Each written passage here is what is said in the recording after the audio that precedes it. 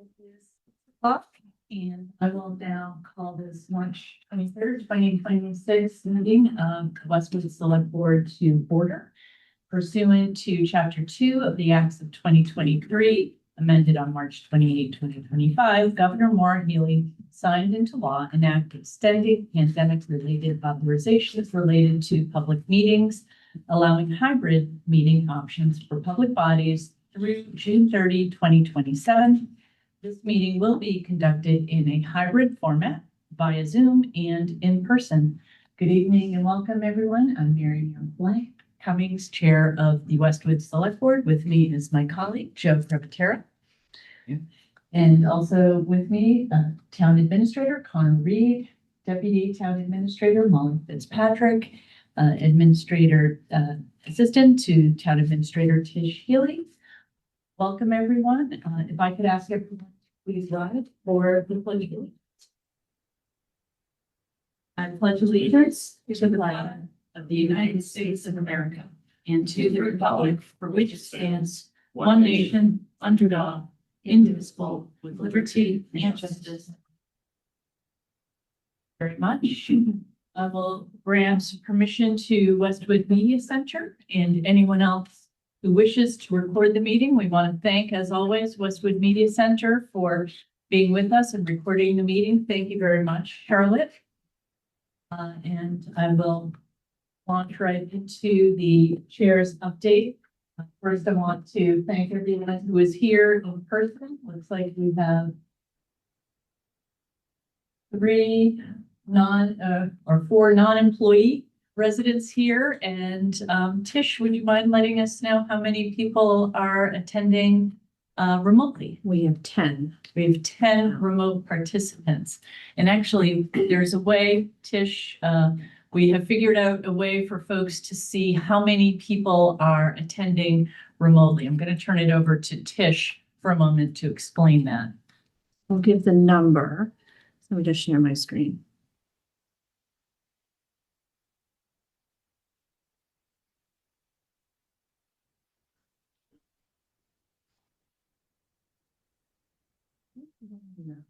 One sec. Take your time. We're going to show folks how you can see how many people are on remotely with you.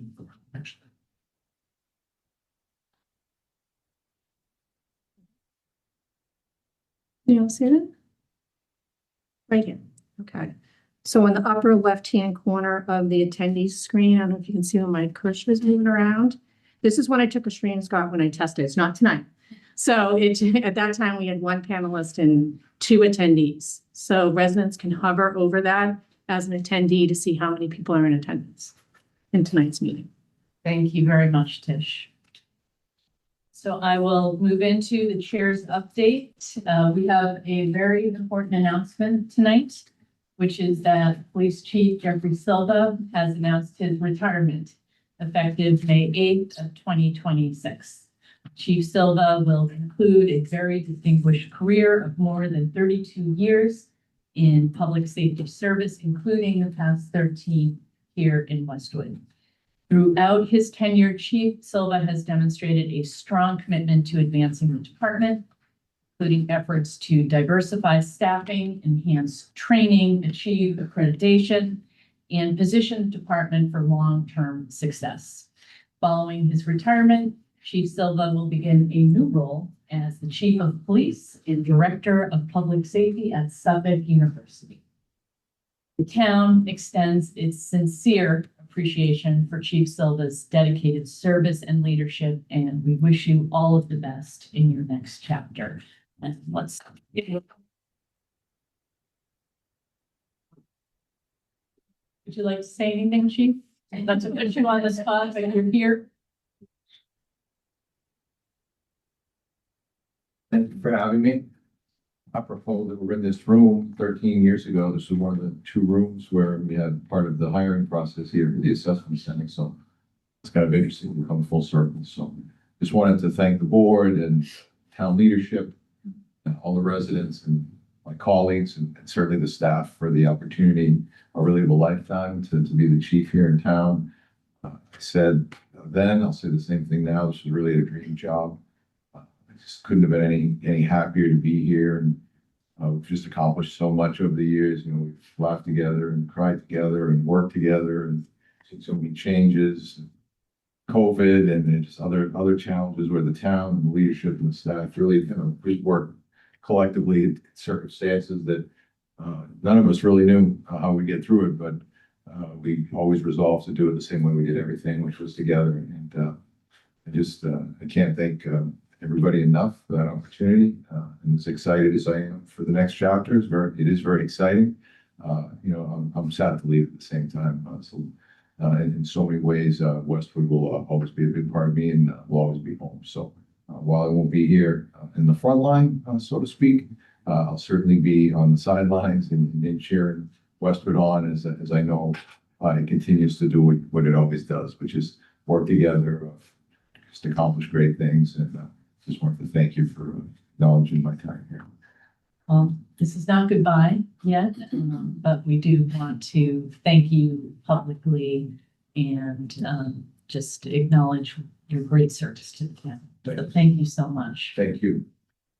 And we will be discussing later tonight plans to fill the chief's role. So we'll be discussing that later.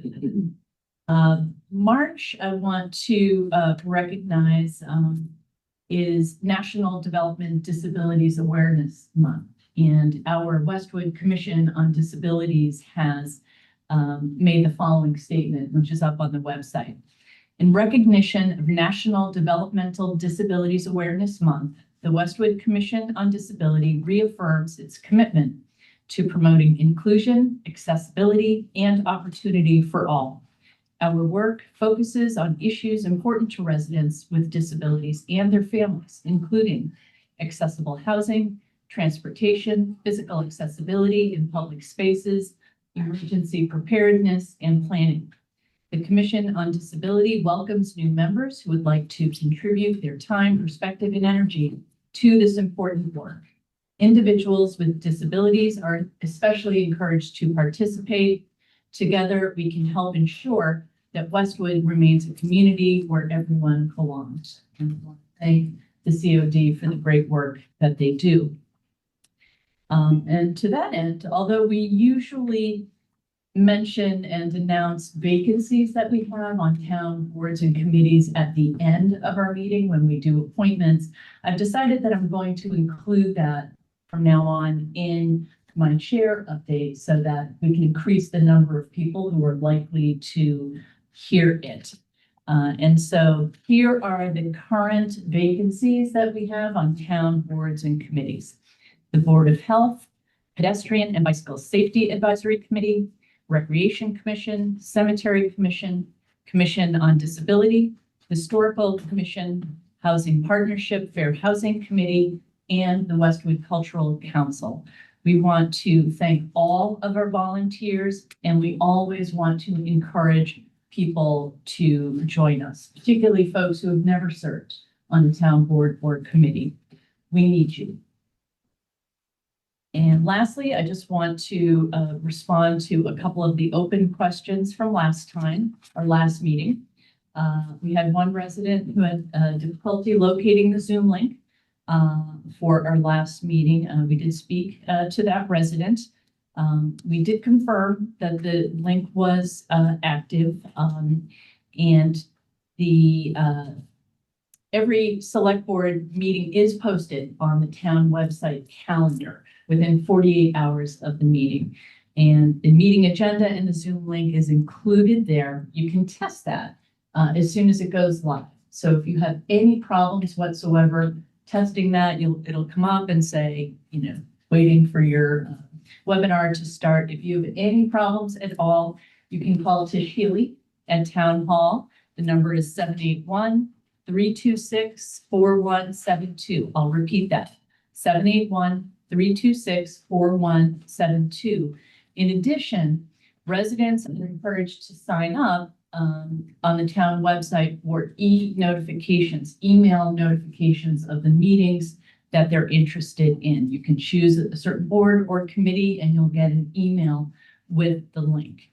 And the e-notification sign-up link is www.westwoodma.gov/stay connected. And there is also, I believe, a flyer, which is right over there. For those who are in person, you can pick that up. All of that information is right there for you. The other open question we had was from Stephen Hart, who had asked a question about the sprung structure that we have ordered for the apron of FS1 as an emergent measure. He asked how much it would cost to relocate that. Once we're done using it there, the answer is the estimate is about $75,000 to $100,000. That concludes my chair update. I will now turn it over to Town Administrator Connor Reed. Sure, thank you, Marianne. So it's wrapped up 7 weeks here last week. I see a few people laughing. I hope that's a good thing. Maybe it feels longer in the best way. And as the board is aware, the whole community is learning a major part of the starting here. It's been trying to be really intentional, getting to know as many members of the community and the organization as I can in the short time I have, especially before town meeting. So that's really been, 4 different things: meeting with residents, visiting all of our town facilities and getting FaceTime with staff, meeting with union leaders, and also meeting with committee chairs. So since the last meeting, we're actually, I think this month, we've had 3 sets of either office hours or meet and greets. A couple here. I've now done one with both Marianne. Last week did one with Joe at Wentworth and Islington, which was great. Trying to get into less formal arrangements than this to meet with residents, including I think I'm going to have my own apron soon at the Council on Aging, which is good. Serving lunch on St. Patrick's Day, things like that. People have been really welcoming, and that continues to be very heartening. So getting into the facilities, our facilities are quite spread out. And so I've been fortunate, a lot of our department heads have been willing to give me tours, show me the ropes, introduce me to a lot of really great staff we have here who make Westwood work. Most recently visited Wentworth Hall, Recreation, saw the town pool, Council on Aging with Human Services Director Sutton. I was really inspired by the level and quality of community programming that's offered here.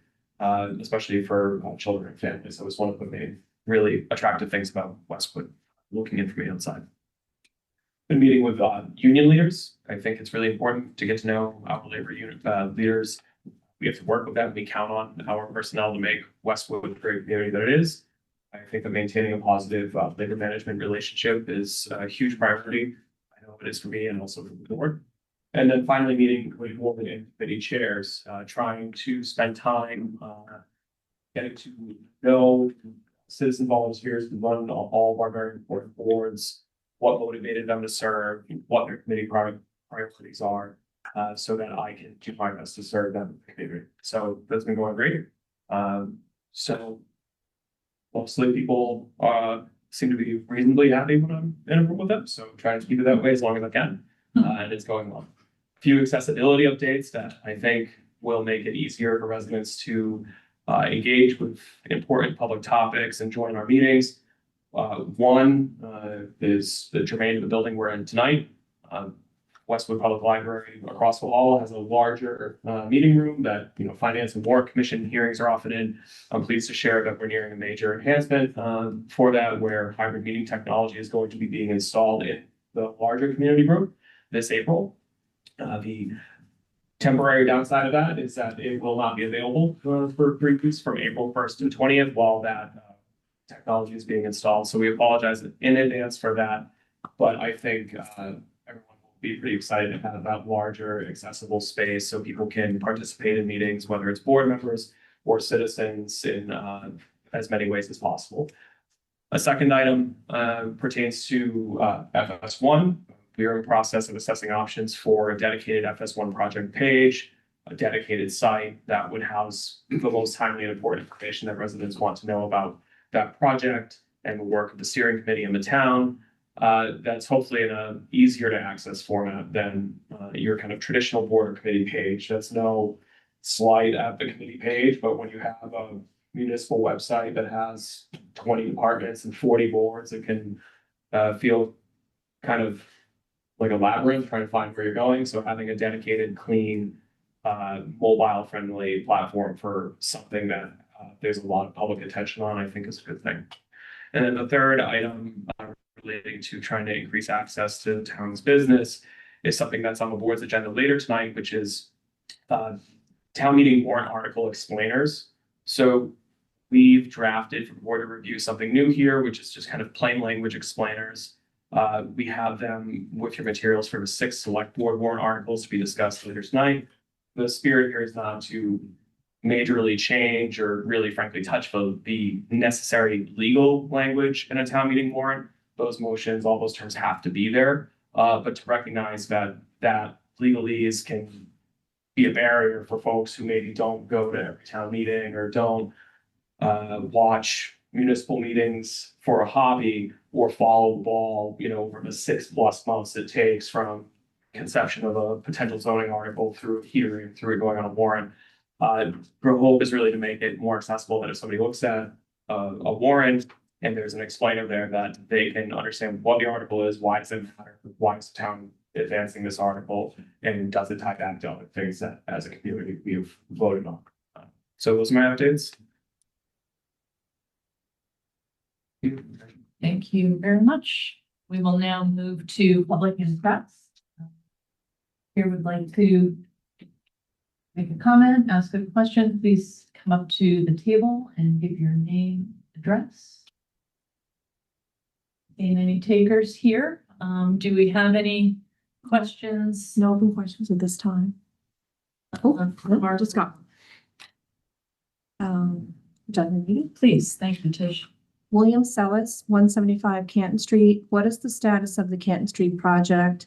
Have there been any meetings of the working group since the February 12, 2026 presentation? I can't even remember the date of our last meeting. I do believe that was our last meeting that we had, Bill. So there's nothing further to report at this time.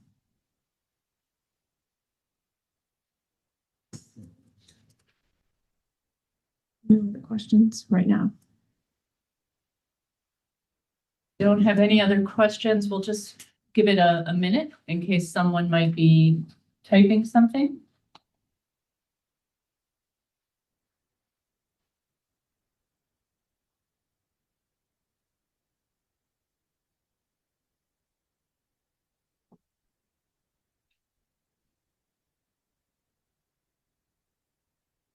No other questions right now.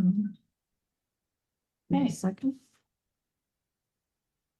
Guess we are all set. Very short public comment. Well, thank you.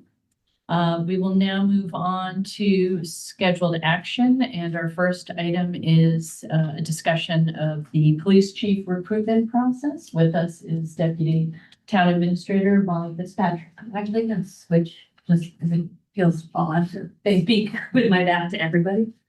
Thank you, Chief. And we welcome back Chief Silva. Thank you, Chief. So at a very high level, this is pretty straightforward. We're looking to continue the leadership of the department while also making room for a thorough, complete, and fair recruitment process. So the timing of this is going to be quicker than I think we would do for a lot of different positions, and that's just how we're going to roll. We'll be able to do it. So in terms of recruitment, we're proposing an internal search that would be open to command staff, which would give the most amount of qualified personnel and also allows us to move quickly. So sort of the best of both worlds there. We'll also be updating the chief's job description. The chief has been working with me on that. It hasn't been updated since you came along. So some things have changed in there. So our goal is to complete that task by the end of the week. Timeline wise, we're hoping to post the position between March 30th and April 7th with a 1-week application window. Candidates would submit a letter of interest, a resume, and leadership statements.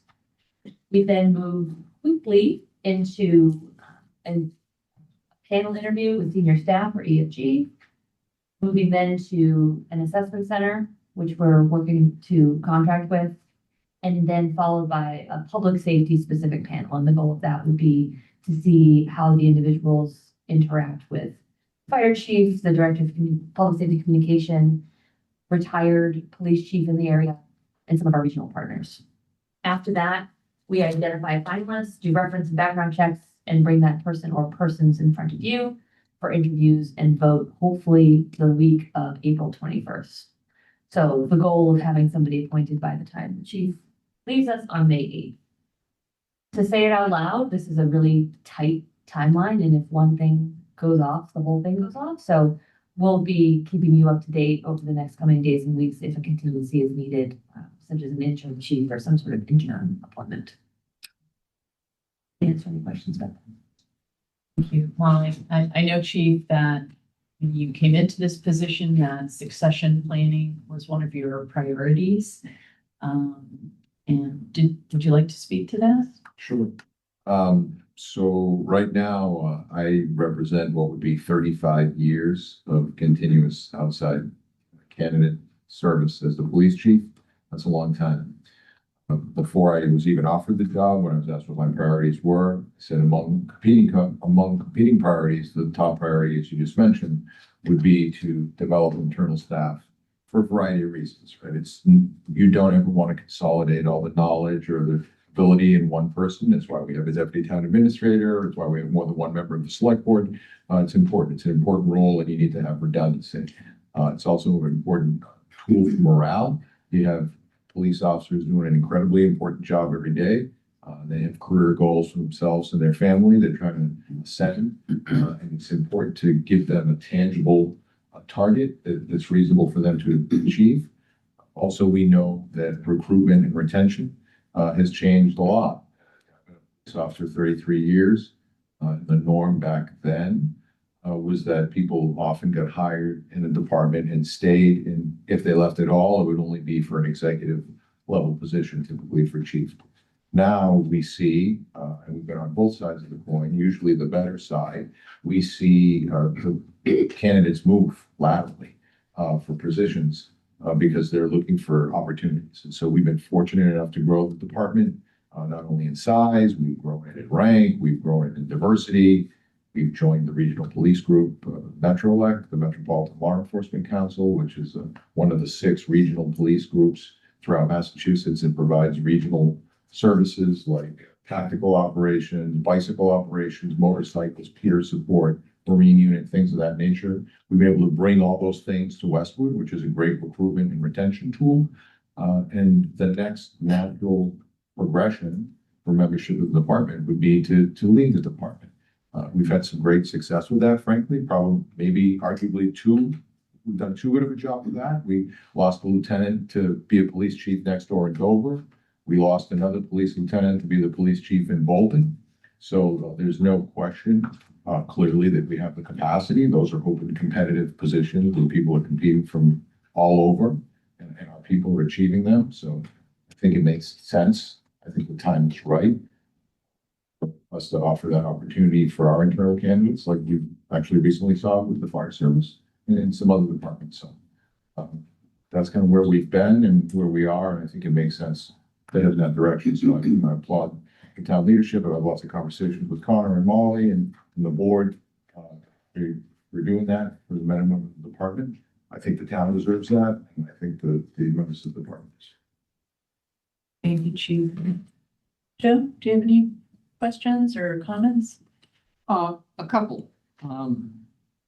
Say earlier is you've done a great job. It's always nice to leave things at a higher level than when you come to the door. So congratulations on that. Thank you. You've got a great staff. I'm happy to hear about the interviews. I'd be happy to submit a name. Retired police officer, chief. We're looking for someone along those lines. And that's it. Well, I'm also very much in favor of an internal process for all of the reasons that both of you have articulated clearly. We have the capacity within our own department. It's been a priority for many years. So I think this is a great plan, while an aggressive one. And we will support you however we can. So thank you very much. Oh, it looks like we have a question. Yeah, I realize it's a short timeline, but is the town providing any opportunity for the residents to participate or weigh in on this process at all? It's not in the current plan, though I defer to the board as they're your appointee. We want to open it up to, it would make it a larger project, and so we just have to be aware of the timelines of it. Understood. Yeah, I think we'll have to talk about the contours of the interview and how we're conducting that, though we haven't quite gotten flushed out all of the details, but I appreciate the Yeah, question. just either as part of the vetting process or even just sort of soliciting feedback on sort of the department as it is and maybe some priorities going forward or some things. So just if residents have any input. Yeah. That'd be a good time. Appreciate the comment, and we will definitely factor that into the process. So thank you, Erin. So, Yes. Who is the command staff and how many members are on that? If they're gonna be internal candidates? Command, I assume it's sergeants and lieutenants. that would be command staff, yes. And So it would only be them and no patrolman could apply for that or? a command staff would be sergeant and lieutenant, right? And then separate from that, you also have what the job description says as the minimum qualifications for the position. And so not every sergeant or lieutenant may be qualified for the position based on the job description as well. So both have to be looked at. And how many of each do we have right now? There's 3 lieutenants and 7 sergeants currently.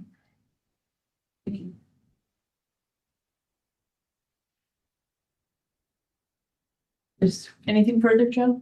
I like the idea of having some citizen input. I certainly appreciate the revisiting that timeline. I'm not sure why we have such a tight window, but I think the citizen input would be valuable. I think there'd be a way to be soliciting input in terms of priorities. Yeah, On that's sort of a parallel track as things are happening. We have to do the centers, all of that work. That has to be done. right. Right, yeah, I mean, that's not dissimilar to when you had the town administrator process, I believe you had some type of survey. Survey, you know, yeah. which candidates were able to say, I think something like that. It's obviously very sensitive earlier on in the process, having members of the public involved necessarily, but I think that perhaps that's a good middle ground for soliciting that feedback. Mhm. And Joe, I will say, we'll definitely take a look at the process. The only timeline consideration we have is just the chief's departure. That's all. As far as May 8th date, trying to meet that. Okay. Okay. I think it goes without being said, but this, the nature of this, job, right? It's all public service jobs, you're working all the time. I don't want the board or anybody to think that, because it's my time to retire, I have another job opportunity. Start taking vacation time and leave and say, look, Westwood. So much of my life and my just blood, sweat and tears here into this position. I'll do anything to help the town with it. It's no problem. If you, input you need, meetings you need, anything I can do at any point. And I'm happy to continue to work, just as hard as I could, day one as I am on the final day. So I don't want anybody to feel beyond the fact that I have to leave at some point that, I'm just trying to announce my retirement and get out of the buildings. Thank you, Chief. Thank you very much. Oh, I'm sorry, I don't want to belabor the point. Oh, and if you could just give your name and. Paula McLaughlin, 39 Longwood Street. I just want to say, in full disclosure, my husband is on another command staff.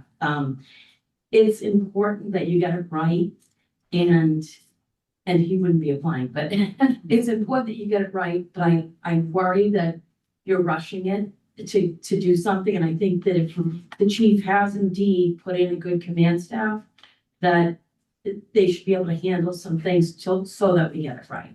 So I wouldn't rush to do that because you might miss out on a great candidate or not getting the right feedback. So, I get that it's an important job, but I think there's plenty, the city of Boston went for a year without a commissioner. I think Westwood could do that in the interest of finding the right person. And we may have it right within our own town. I'm not saying that we don't, but I just want to put that out there. Well taken. Thank you, Paul. Great. Well, thank you both very much. Right, we will now move to a school committee request with respect to the 2026 annual town meeting. And as we have Ms. Plotkin, chair of the school committee, our superintendent, Jean-Baptiste, finance director for the schools. Welcome, all of you. Thank you for having us this evening. Appreciate it. So we are, I know the select board has the memo that we shared with you, regarding requested, warrant articles for this spring's town meeting. They come in 3 buckets, so we dig with each one at a time. The first one is a request for an FY26 appropriation free cash to address a shortfall, in our contracted service line. And technically, because again, it's town meeting directs to the school department, not to a particular line in the school budget. But it would be used to address the fact that we have been short employees during the course of the year, and I've done instructional aid and ABA tutor positions. I don't know if you saw the recent article in the Globe last week that special ed staff statewide are turning over 1 in every 3 positions is turning over annually. Over the course of this year, these are our employees that provide direct services to some of our kids most in need.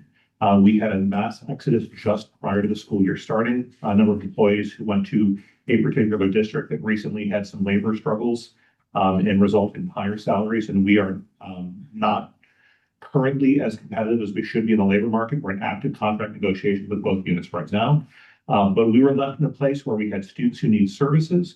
There was not the available talent pool out there in the job market to be able to bring in those folks. And so we relied on contracted services to make sure that we had continuity of support for our students in the district. Those 23 vacancies resulted in an increase in our contract services expenses by roughly $1.25 million this year. Now, we are not asking for $1.25 million because we had fewer employees than we had budgeted. We have a $905,000 surplus in our salary line items. So what we are looking for town meeting is exactly a $345,000 transfer in FY26 from free cash to address that delta. As we talked about this in the fall, we were certainly hopeful and optimistic that because we had fewer employees accessing benefits to the town, that there may have been some savings in the overall shared costs. Unfortunately, that didn't come to fruition, and we are where we are as a whole. But recognizing there is one pot of money in the community, we are looking for these funds so that we can continue to remain whole and provide the services we need to provide for students. In terms of some steps that we are proactively taking for next year, I've already mentioned that we are in active negotiations with both units. That's an important step that we're taking. We're also actively pursuing some additional recruitment strategies. One of the firms that we're currently working with in contracted services now allows us to actually hire the contractors as full-time employees. That was not the case previously, while we're also working to try to establish relationships with local community colleges to help her out. So that is request 1, is a $345,000 transfer in FY26 from free cash to address LIAISON and ABAs. Probably best to stop and ask questions if there are questions on the board on each one before we move to that one. Thank you for that. Could you just tell everyone what is an ABA? Oh, sure. So these are our staff members who provide applied behavioral analysis support to some of our students that may need one-on-one discrete trials, for example. And I know you had a full discussion of this at your school committee meeting last week. I understand the issue and the challenge. Joe, any questions? You? I just have a couple of comments. I've had experience, fortunately or unfortunately, contracting with temps. And I'm happy that you're using an agency now that you can hire the staff, because we used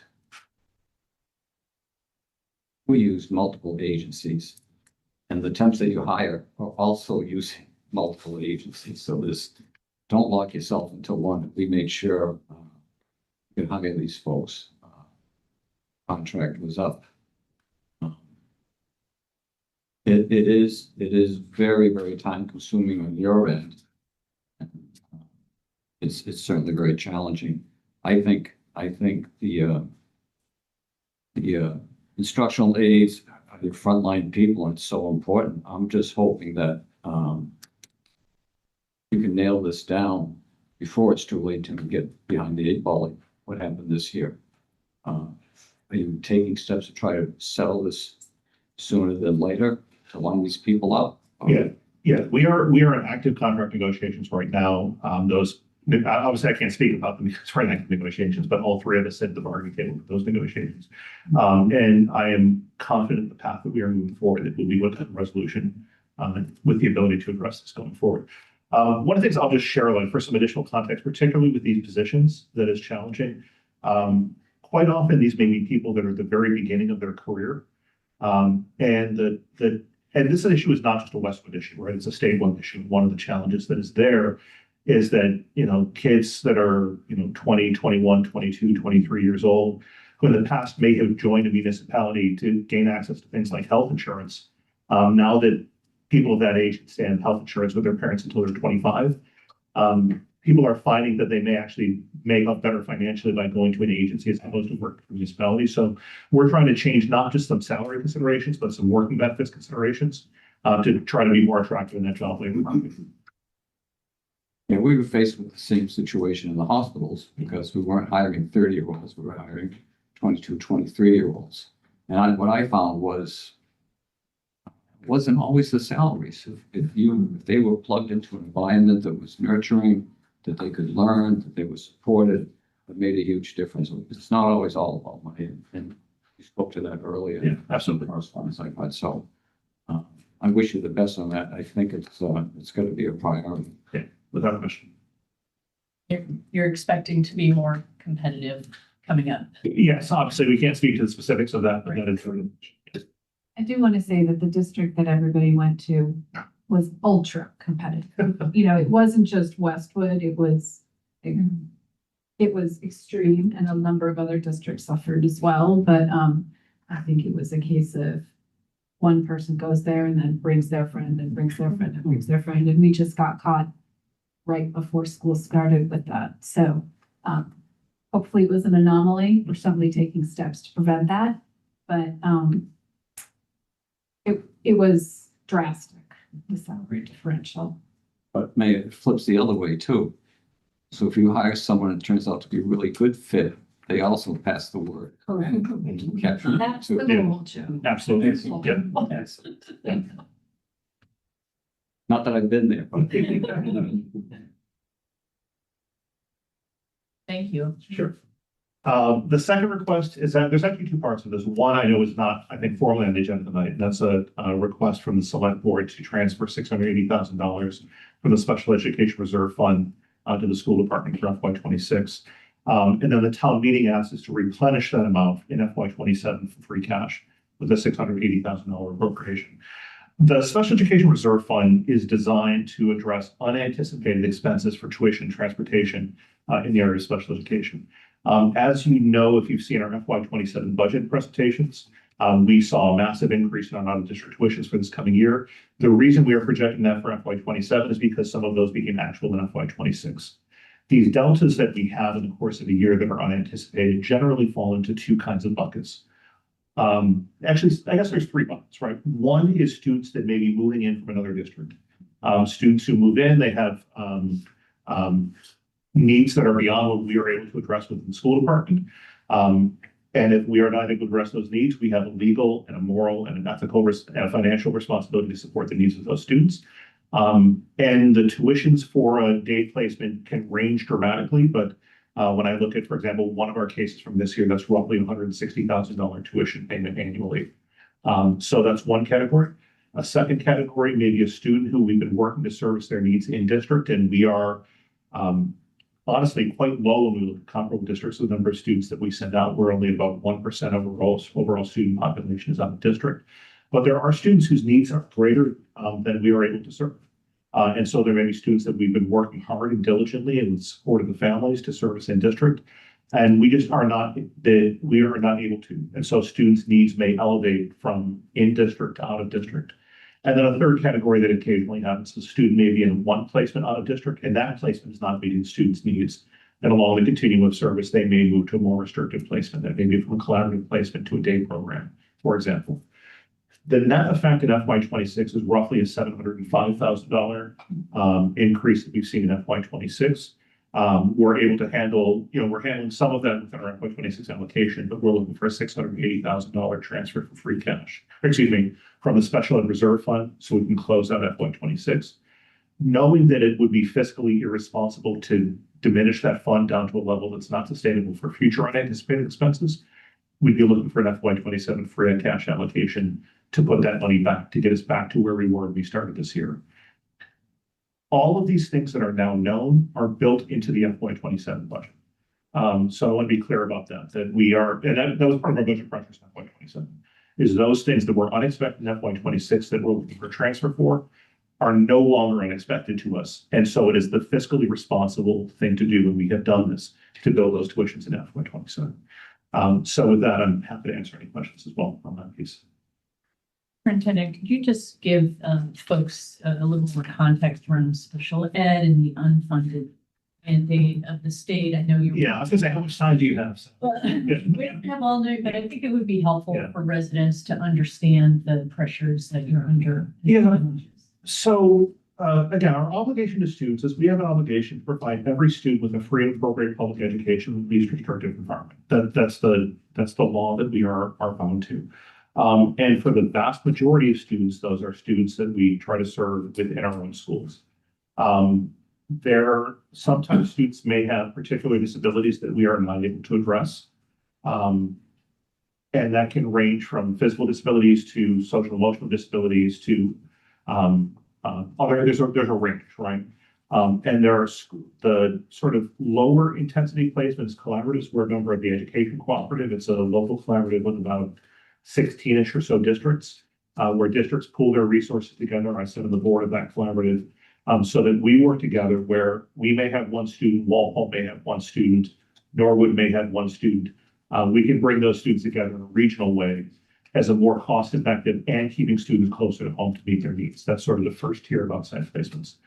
The second tier are day placements.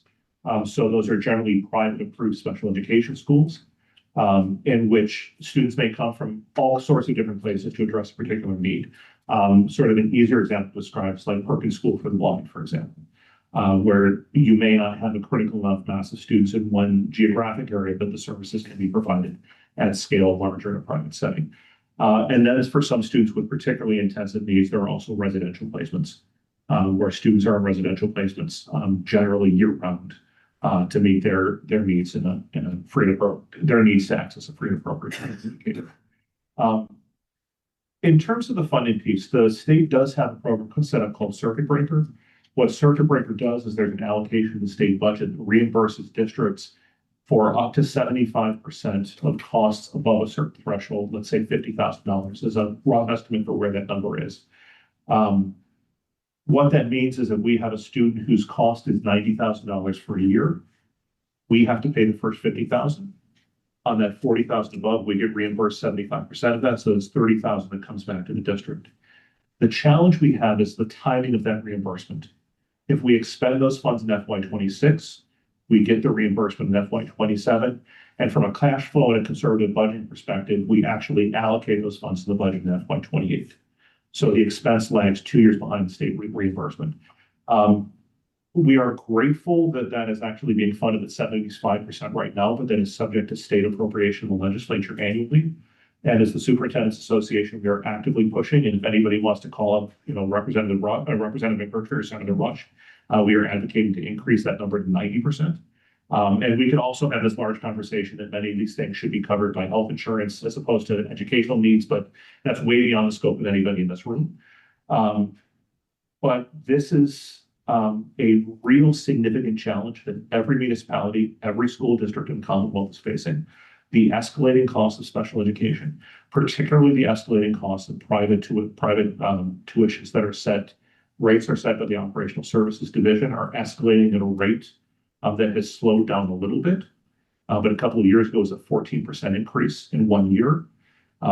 It is now set at 3 and change, but different schools can apply for extraordinary increases in a way that a town school department or the town budget can't.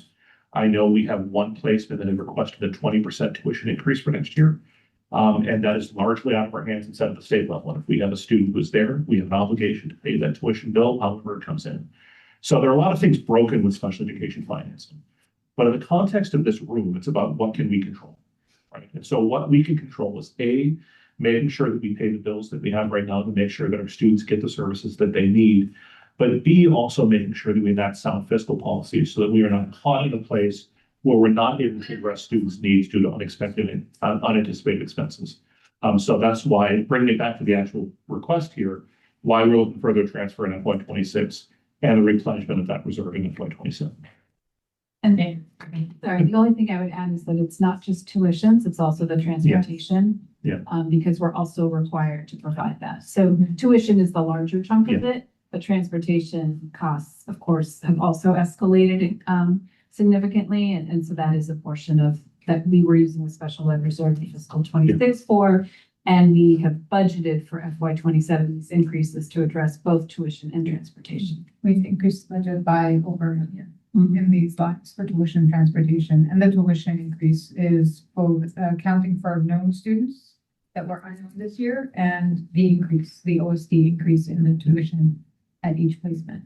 So I think it's also worth mentioning that historically, we haven't really used the special ed reserve very often, that for a number of years, we would just carry it forward. It's really just in the past 2 years that we've seen these, material increases in special ed costs that we've had, during the school year that we've had to go to the special ed reserve. So it's a relatively, it's the second time, I think, in my time here. yeah. So it's a relatively new phenomenon that, we're seeing statewide. Unfortunately, when we do spend it, it's big dollar amounts. It's big just dollar. the nature of the tuitions and the nature of the costs that are, out of our hands. Obviously, the education of every child is a priority for all of us, which is why we have the special ed reserve to begin with. And why I'm in favor of using it as is needed and replenishing. So, May I stole my thunder? I was going to ask, I'm going to ask London, because I learned, remember, this is a very, very different audience from you typically before. So please help me, help the others better understand. Tell me about the transportation costs, because I was surprised when I heard the numbers. Yeah. London, do you want to hear closer to Yeah, this? I mean, This is above and beyond the educational part. It's just in addition to transportation, yes. so in the next school year, in FY 27, we're budgeting for an increase in transportation costs of 216,000. In the, that's for, there are a couple of lines that we have both in-district transportation costs and out-of-district transportation costs.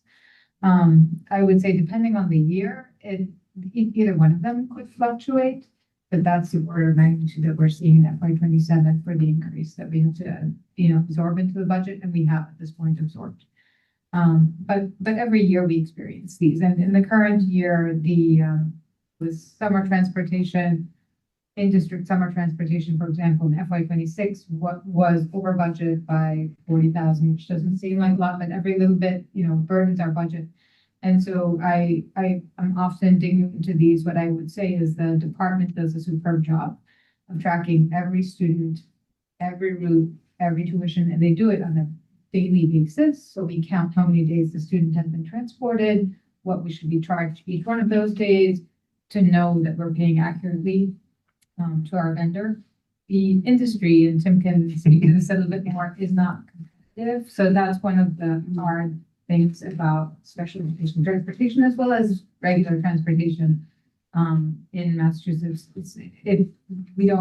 There's not a lot of competition, and we often have just like one big player that is available for us to use. And so in terms of pricing, it is hard to really get competitive pricing here. And so this is a costly enterprise. Yeah, I'll add a little more flavor to that because I can't help myself. I think the two things, one from just stepping up a level, right? So we have an obligation to provide transportation for students that are going to outside placements. Students are, when we do this, we're not using yellow buses, right? Because we have a small number of students going to places. We're generally using van transportation. And as Lemma said, there's basically a near monopolistic industry in special education transportation in Massachusetts. I actually am very appreciative that just a few weeks ago, the Inspector General's office issued a report around some recommendations around special education transportation, hoping that leads to some potential changes down the road. So more to come on that front, but it's not going to help immediately.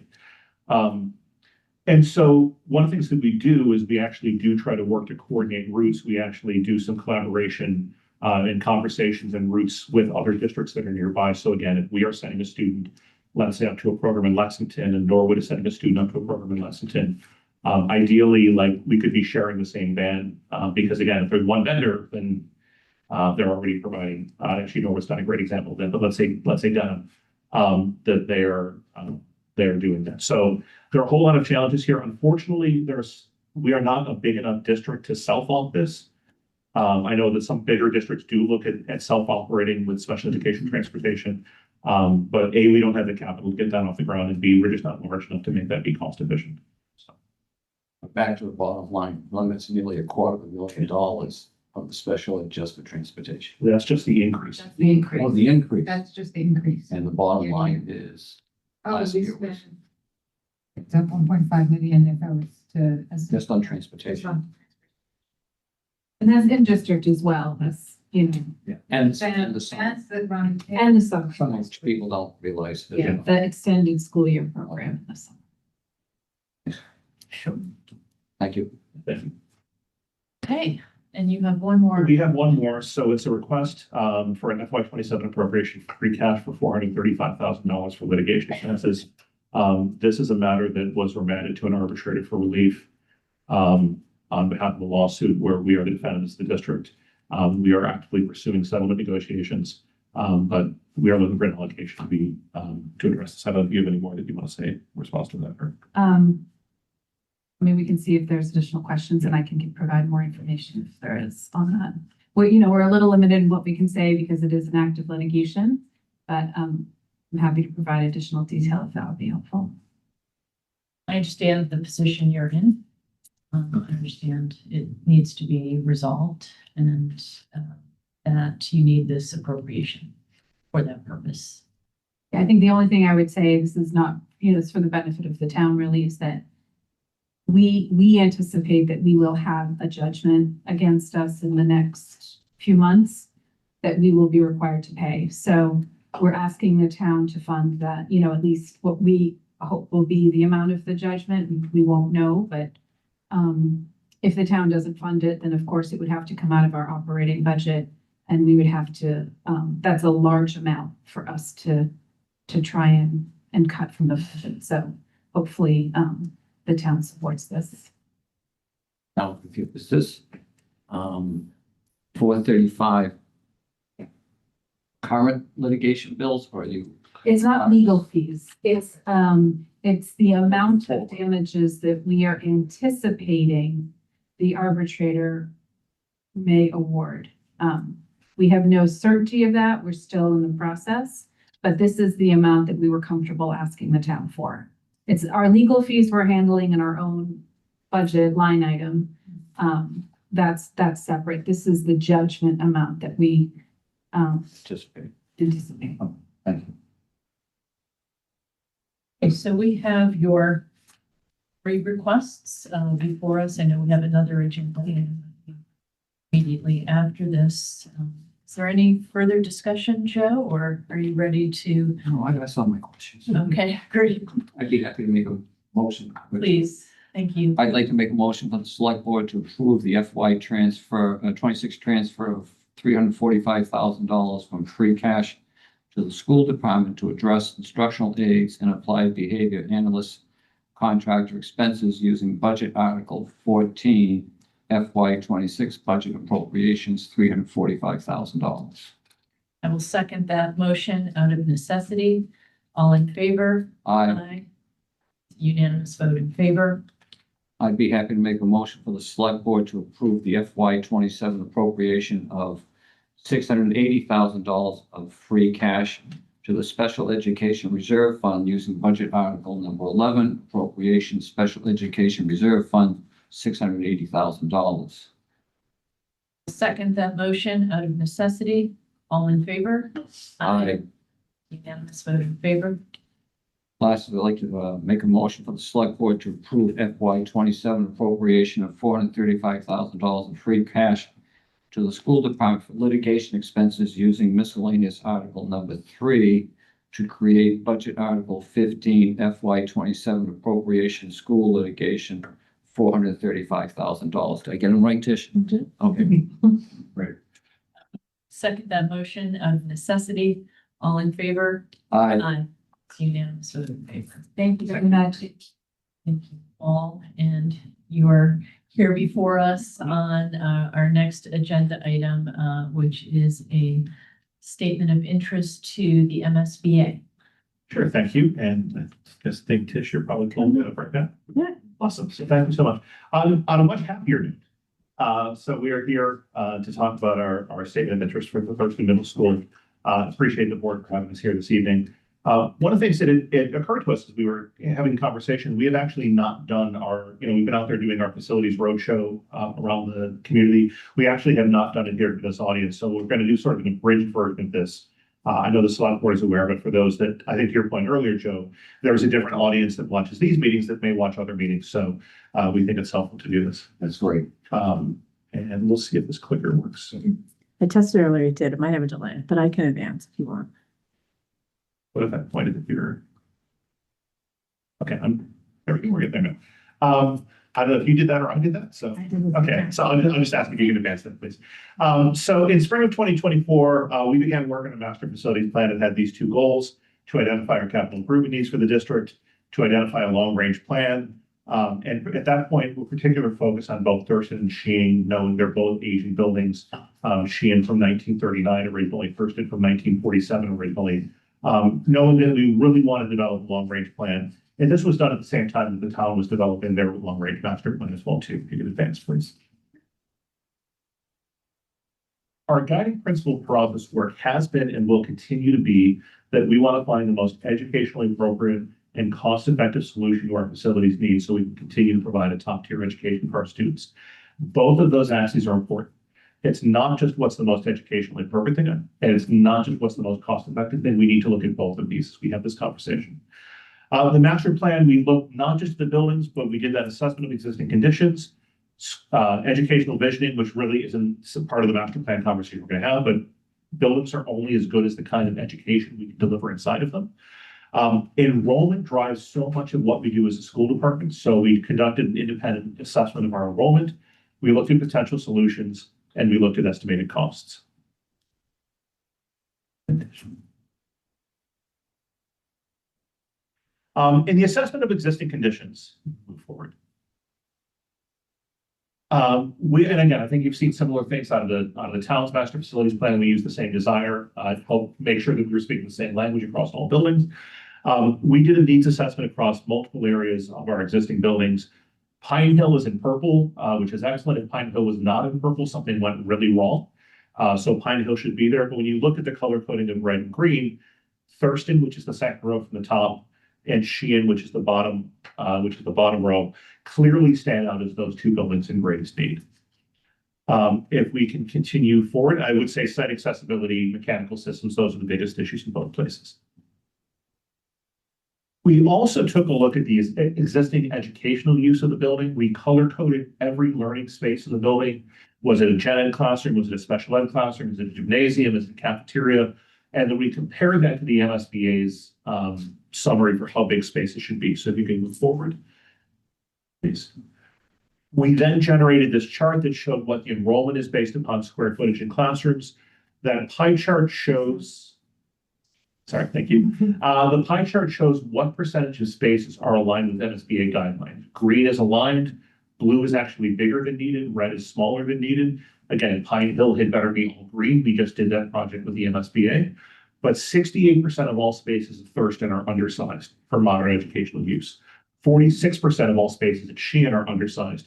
And generally those spaces that are blue are the non-learning spaces, places like cafeterias and gymnasiums. That was an awful thing to say. Gymnasiums are learning spaces too, but they're not the traditional core academic spaces. And so you can see again, Thurston and Sheehan stand out in this regard. Now, if you can move forward, please.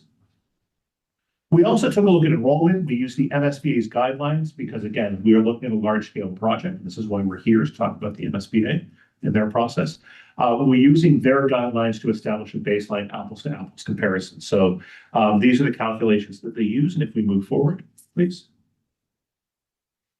What we did is we generated essentially this filled chart for each building. The black box shows the capacity of our current schools. Either the yellow shows what our current enrollment is, and either green or red shows what our projected enrollment is 10 years from now. So the high school fits within the box. The high school is projected to continue to fit within the box. That's a good thing because we're not talking about the high school. When you look at Thurston, we are right up against that capacity guideline right now, and I'll put the caveat on there that that's assuming that the modulars are considered permanent spaces, which they are not. And then we're projected to go up by about another 85 or so students between now and the next 10 years. If you go to the next slide, this is a really important story to tell. You can see that we are within our capacity at the elementary schools. And that when we look at our current enrollment lines, Pine Hill is actually anticipated to go down, but the other buildings are anticipated to go up. Now, the question that could naturally be asked at this point in time is, why did you build Pine Hill the size you did if enrollment is going down? And the answer to that question is that when we build the buildings, we don't just look at the current attendance lines, we look at the community as a whole. And so for the question of Pine Hill, it's actually really important to look at that graph on the right. The graph on the right shows our overall K through 5 enrollment that currently is under capacity, but if you look at that next 10 years, we'll go right up to that capacity line.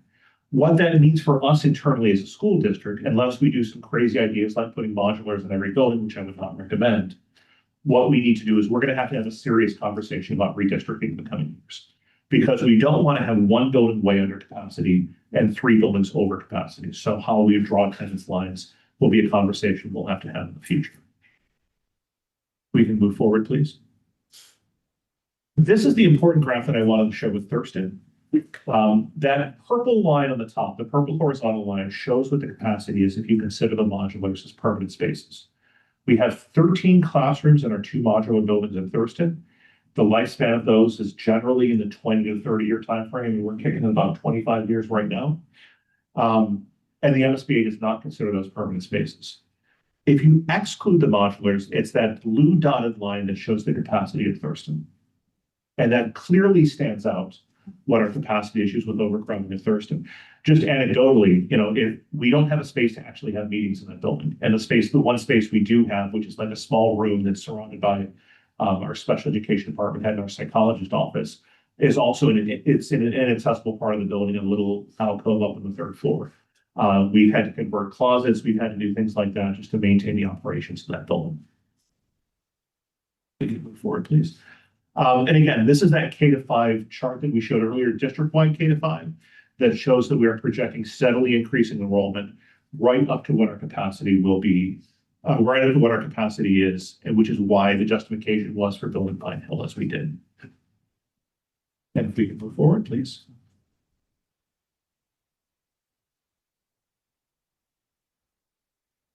So the question is, what do we do with all of this? What we don't want to do is just continue to band-aid solutions, right? The same kind of way that the town is approaching the questions of what are we doing with the infrastructure of the town. We similarly want to approach the question of what do we do with our school facilities in a way that has both addresses short-term needs, but is also thoughtful and mindful of what the long-term implications are. We identified 6 potential solutions. And I will say not all of these are of equal value, but because I think we all believe in exploring the universe of possibilities. The first option is basically we do nothing. There's always a cost to doing nothing. It's important to calculate what the cost of doing nothing is. And the cost of doing nothing is we just do capital improvements and maintenance and don't actually improve our buildings and deal with overcrowding. And it's not ideal. I would not recommend it, but you need to put that as a baseline. The second option would be that we add modulars for all the reasons I talked about before. That doesn't make sense. And then at the time through the facility study, really options 3, 5, and 6 involve prioritizing Thurston as a building project. And those come in different shades. I'll come back to those in a second. Option 4 we looked at was prioritizing Sheehan or potentially consolidation of Sheehan and MJ in one building. But ultimately the school committee went through a process and options 3, 5, and 6 are the ones that are on the table right now. Those involve either looking at doing a new 6th through 8th Thurston on the existing site and replacing the existing Thurston, or in option 6, building a new 5 through 8 building on the existing Thurston site, which would be a co-located 5-6 upper elementary and 7-8 middle school. And by doing that, we would close Sheehan and redistrict Sheehan students into our other 3 buildings, which would then become K-4. I will admit option 6 is the most changey of the option, and where we stand tonight, we are not making a decision between a 6 through 8 Thurston and a 5 through 8 Thurston. I'll talk about that process as we move forward. But if we can go to the next slide, please. This shows you a test fit for what Thurston could look like on the existing site. To orient folks, you can see Manhattan Street at the bottom of the screen.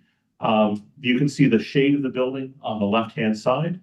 The new building could essentially go behind the COA where the ball fields are between Thurston and Flayhive. You might wonder why we're not using that wonderful open green space on the top of this picture. Unfortunately, there is a gas easement that runs right through that property. That means it's not buildable area. It's the same gas easement that caused some challenges with our solar canopy project at the high school. And a whole different world, it wouldn't be there, but it's there and we need to deal with it being there. So this shows that a test fit could work for either a 6 through 8 or a 5 through 8 building on Thurston. This is not a fully designed building, but this is basically just, can it fit? Is this a possibility? The answer is yes. If we can move forward. And by the way, I would say with actually adequate parking, which we clearly do not have at Thurston right now. When we talk about costs, there are some scary numbers on these screens, but these are essentially costs designed that if we did everything the consultants recommend as it relates to all of our building and mechanical systems, we brought everything up to as best modern educational standards as we could, and to new construction where it's appropriate. I think what's important is that all of 3 through 6 were in the same general ballpark. These are order of magnitude costs, but there's still, the cost of doing nothing is a consultant report that said there's $191 million worth of building liabilities. Again, could we do $191 million over 10 years? No, I'm just going to be honest, we couldn't. And so there would still be needs that we need to address, and we would still continue to need to go forward. But this is why we want to address a long-range plan, or why we wanted to build a long-range plan. If you continue, please. This shows you what those cost components are for what a new school construction can be. Again, these are order of magnitude costs where, again, option 4 is off the table right now, but we're in the, $150 to $180 million range based upon what we know right now for either a 6th grade or a 5th grade middle school. These are not small numbers. I'm not going to lie to anybody and say that they're small numbers, but this is why it is so critically important that we engage the MSBA as a partner, because every advantage that we can take in accessing state funding to help mitigate the cost of the project, to help mitigate the impact on taxpayers in the community is really significant for it, that we take those steps. Continue, please. Please. Because obviously those numbers are significant. Yeah. That is project cost. That is not like a net local cost. No, yes, absolutely not. To drive the point home on why MSBA participation in a school building project is so important is that functionally, if you get $30-40 million grant from the state, you're driving that cost down. You still have a significant local share, but it makes a very meaningful difference. Absolutely, and we're talking tens of millions, to your point, tens of millions of dollars of reimbursement in the MSBA. And I will also say those are rough order of magnitude. There is no project design, there is no project budget. This is just comparative cost order of magnitude estimates. We can actually skip over this slide. I don't think we can do this here. Actually, other than to say, if you can go, sorry, if you can go back. I said skip over, I forgot about the important part at the bottom. The question is, can we, I think the question's been asked, could we just put $15 million in the Thurston column there? Those lines at the bottom actually are really important. Is that if you spend over a certain threshold, you trigger code compliance.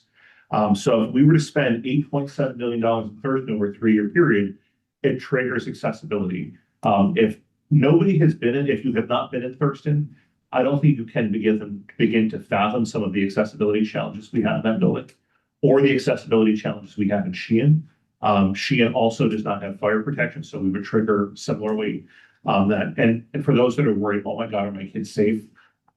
Sprinklers protect things. Fire alarms and evacuating the building protects people. So I just want to say that in terms of that piece. But the reason we can't just invest a whole bunch of money and do a whole bunch of Band-Aids is these accessibility triggers and code triggers that would be triggered. Sorry to use the word triggered 4 times in that sentence. If we can now move forward, please. Great, Tish. So key decision points in timeline. Our first key decision point in this process is what building did we want to prioritize? So thank you. For an SOI. So the school committee, we engaged in a robust outreach effort this fall. Knowing the deadline for the statement of interest in the MSBA is April 17th of this year. And so we need to know what building we're prioritizing. And that SOI needs to be approved, was approved by the school committee on March 19th, and this is why we're here this evening. It needs authorization by both boards prior to submission. Sorry, now if you can go to the next slide, please. So our first question was, what is the priority for the SOI? We put out a survey in late November, early December. We got over 1,500 responses from across the community, and 91% of respondents agreed that Thurston was the priority. We said basically Thurston, Sheehan are undecided. 91% of respondents said that Thurston was the priority. We can't get 91% of the people to agree the sky is blue right now. So this was really overwhelming response in support of Thurston being our priority project for the SOI. Move forward now, please. Thank you. The second decision point, when we talk about those options 3, 5, and 6, once you are accepted in the eligibility pipeline with the MSBA, then you conduct the feasibility study. The feasibility study examines what's the grade configuration. But first of all, we have to explore new construction, renovation, repair. You can't just say we want a new building. You need to actually look at the cost of all these things. We would look at size. We would look at enrollment. We would look at grade configuration. We would look at location. I don't imagine there's another feasible location, but we have an obligation. If we are accepted in the MSBA pipeline this December, we would submit the SOI this spring. We find out in December of 2026. Those decisions would be done through feasibility, and we would have roughly a 2-year on-ramp to get a whole lot of community input, again, along what makes educational sense, what makes financial sense to answer these questions through feasibility and schematic design. Please. So the timeline for right now, this first thing around the SOI, school committee voted last week. We're humbly asking the select board to vote to authorize the submission of the SOI this evening. We would submit that SOI to the MSBA on April 17th and find out if we're invited officially at their December board meeting. If we are accepted into their pipeline, please.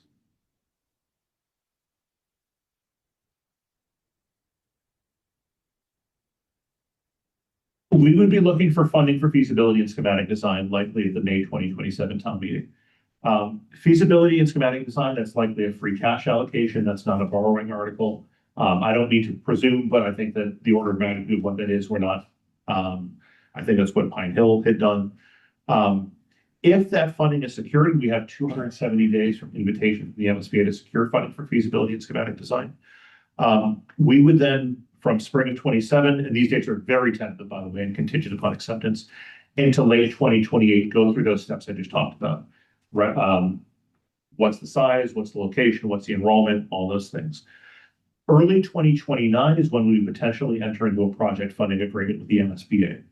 The reason that step is important is that identifies we've done enough design to know what the budget for the project is, and we know what our potential grant from the MSBA is. And that way we have a sense of clarity as we go to the voters at both town meeting and a townwide vote, potentially in spring of 2029. What is the project going to cost?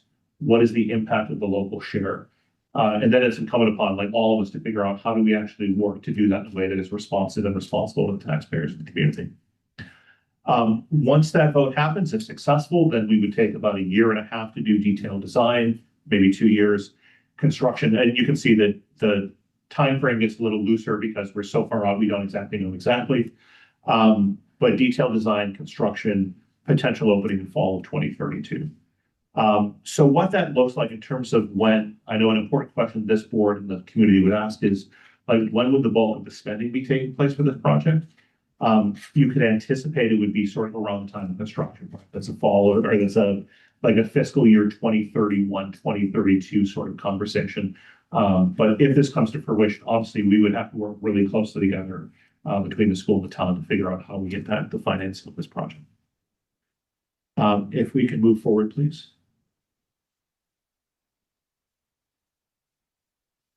And I'm sorry to put you to some extra work, but there's some animations on this one too. So before we do that, I'll just frame this. This is from the MSBA's website.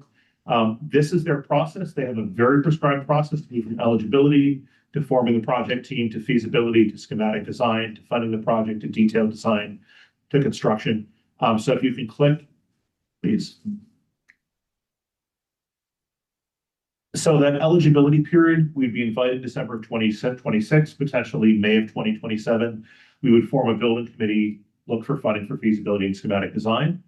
Next, after that, spring of 27 to early of 29 is when we would do the feasibility study, schematic design. And then spring of 2029, we'd be looking for a town meeting vote, a debt exclusion vote, and then detailed design happening 29 to 30. Construction happening 2030 to 2032, and potentially completing the project. And the reason we say 2032 to 2033, if you open a building in fall of 2032, you actually need to demolish the old building. And so that, the project doesn't end when you open the new building. You need to continue to do the site work and all the rest of that moving forward. Again, with the caveat that all of these dates are tentative and contingent upon acceptance into the MSBA pipeline in December of 26. I realize I've just given a whole lot of information, some of which I know is known and some of which people may have heard in different bits and pieces. But we provide this context knowing that this evening is an important step in that first phase to access, again, potentially tens of millions of dollars of state funding from the MSBA. It requires the submission of an SOI. It requires the support of the school committee, which happened last week, and of the select board, which we're asking again for your support this evening. So we can submit that, hopefully be in good stead, and to be accepted into their eligibility period later this year. Anything you want to add, Maya? Or did I say it all? And we can address it through questions. So Thank you very much for the excellent presentation. thank you. It's been a great deal of work and conversation and process that's gotten you to this point. I have just a couple of comments I wanted to make and then a question. It has been said in town many times, we have more capital needs than we have resources.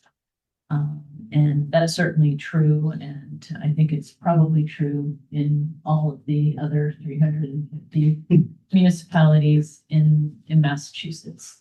And therein lies the challenge. As you well know, our main priority is replacing our fire station, which has now failed, unfortunately. At the same time, we recognize that we have a serious need in the schools as well, and that those needs are not mutually exclusive and do not need to be. At this point, we are talking about the statement of interest to the Massachusetts School Building Authority. This is not binding on the town. This is an application, correct me if I'm wrong, to see if they will accept this project and provide tens of millions of dollars potentially to assist the town in proceeding. But again, no dollars are spent by the town until you're already into that project, understanding that for a project of this magnitude, that we would not want to do it outside of the MSBA, the tens of millions of dollars they could potentially give us.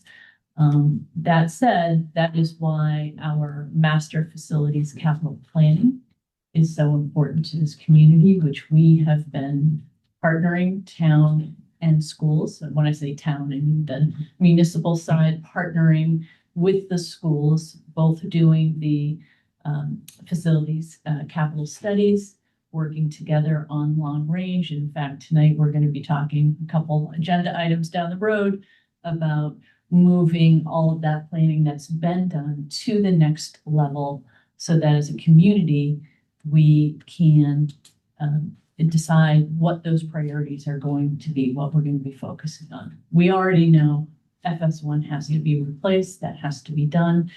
I think this is a very good step getting into or trying to get into the MSBA pipeline.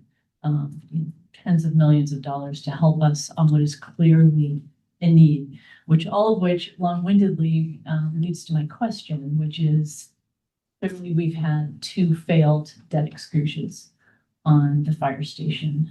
We are hopeful to have another one to build consensus around a solution that makes sense to the community and to go out for another debt exclusion. How if at all does the debt exclusion or the debt exclusions we've had that have failed and a future debt exclusion with respect to the fire station impact the MSBA process? Yeah, I'll make some initial comments, and I think I would defer to May to speak a little bit more about that. The MSBA is an entity that certainly, their funding comes from a penny of the sales tax. They're interested in supporting projects that will get funded by the communities in which they are investing.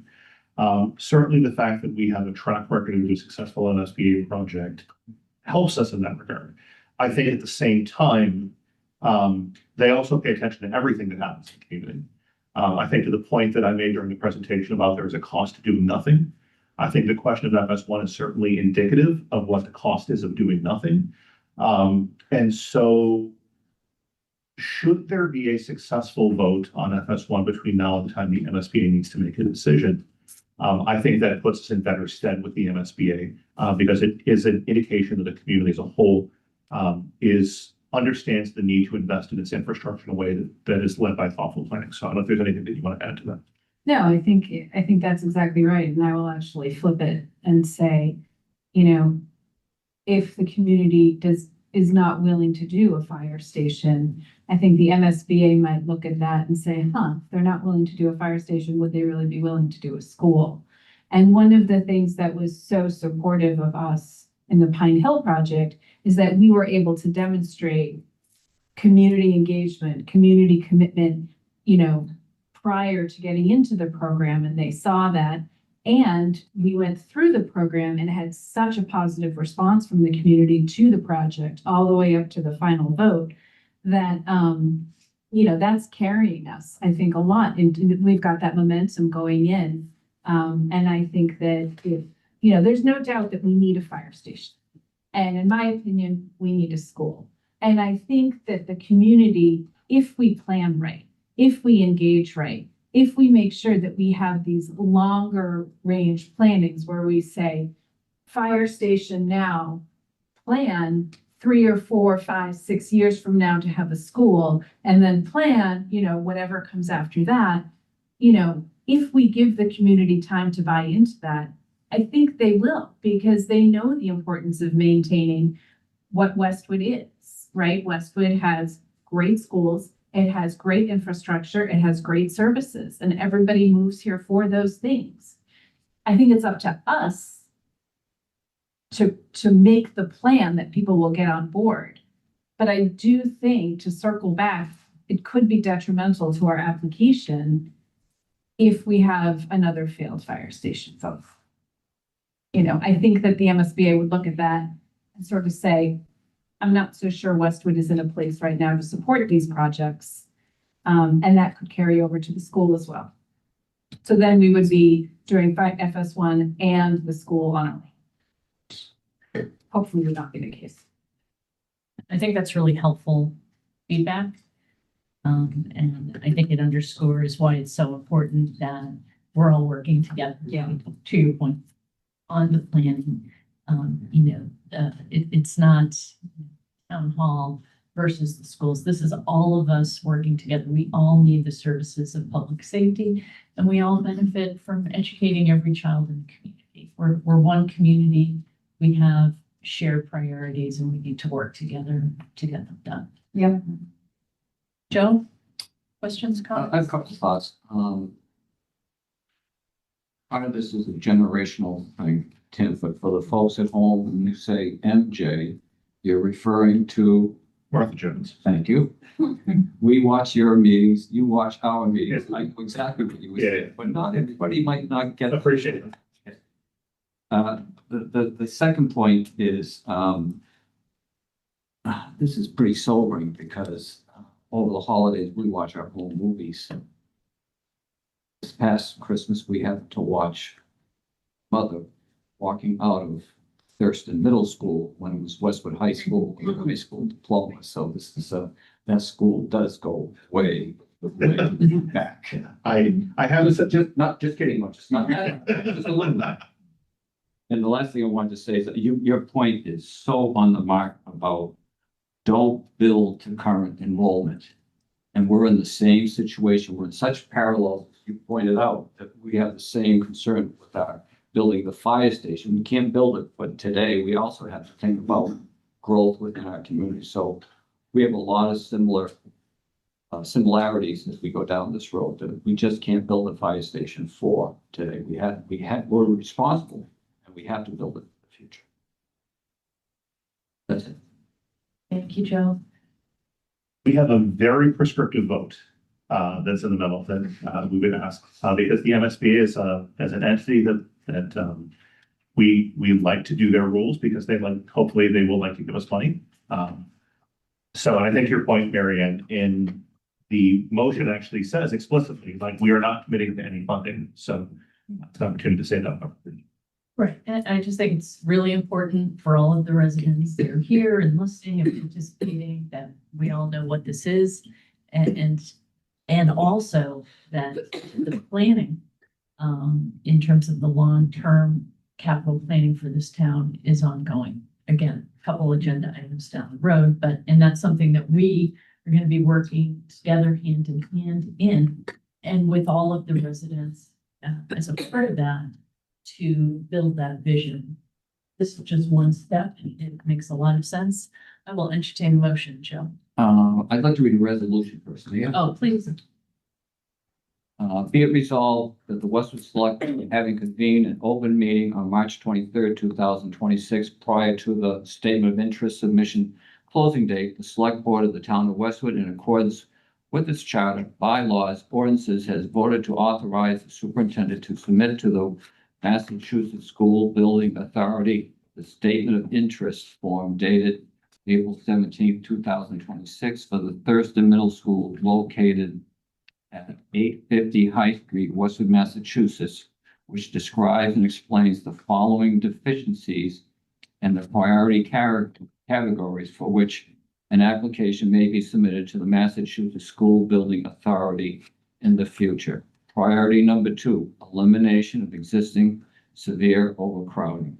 Priority number 5, replacement, renovation, or modernization of school facility systems such as roofs, windows, boilers, heating, and ventilation systems to increase energy conservation and decrease energy-related costs in a school facility. Priority number 7, replacement or addition to obsolete buildings in order to provide for a full range of programs consistent with the state and approved local requirements, and hereby further specifically acknowledge that by submitting this statement of interest form, the Massachusetts School Building Authority in no way guarantees the acceptance or the approval of an application, the awarding of a grant, or any other funding commitment from the Massachusetts School Building Authority, or commits the town of Westwood to filing an application for funding with the Massachusetts School Building Authority. I'd also like to make a motion, may I? Please. I cover everything? Yeah, you're done, yeah. Okay. So I make a motion, the select board vote to accept the resolution as read, and for the Thurston Middle School statement of interest form to be submitted to the Massachusetts School Building Authority, MSBA. And I second that motion out of necessity. All in favor? Aye. Unanimous vote in favor. Thank you very much. We wish you the best of luck with your application. I wish us all the best of luck in Yeah. this community. Absolutely. Very much. We look forward to continuing to work together. Thank you. Brings us to our next scheduled action, which is a discussion of final article language. Molly and Connor will be and Stephanie. I'll lead on this.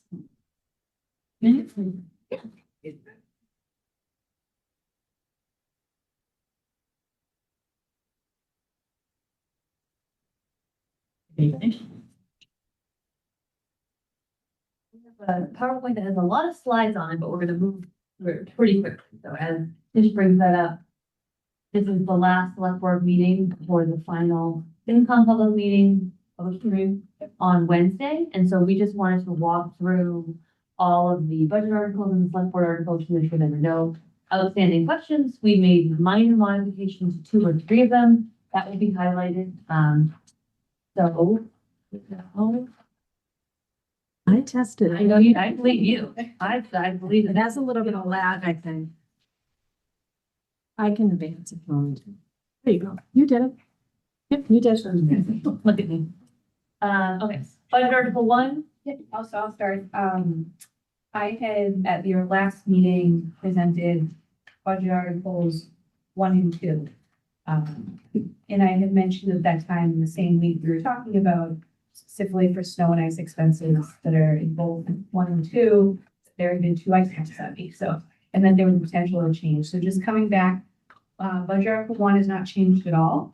Budget article 2, though, there was a slight increase of $10,000 to the snow and ice DPW salary expense line there. So it went from a $350,000 request to a $360,000 request, just due to overtime for those 2 ice events.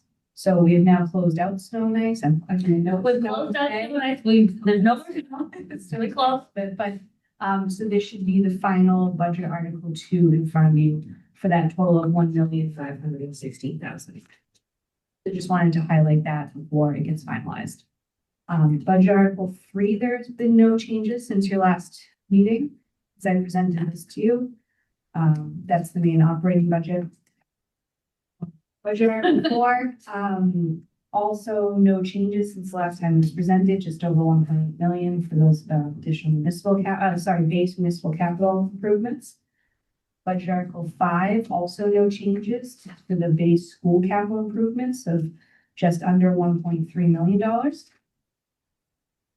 Budget article 6, again, no changes. This is for the sewer capital improvements, $760,000.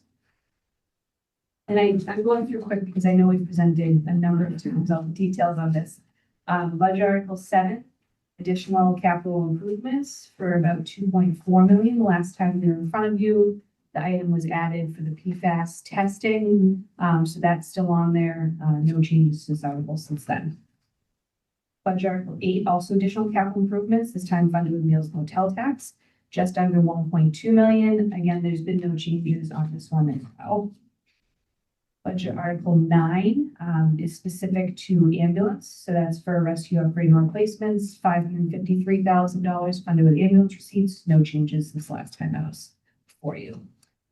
The stabilization fund allocation that we do annually, budget article 10, no changes to this, $125,000 in free cash. Budget article 11. So this is a slight change. This was an article we had added to the warrant with no amount in it. We had just said that there was going to be appropriation to the Special Education Reserve Fund, as you just heard from the school department. The request is for $680,000. So we just added that amount to the article. Now it will be funded with free cash. Article 12, no change, that 1.6 million appropriation into the OPEB liability trust fund.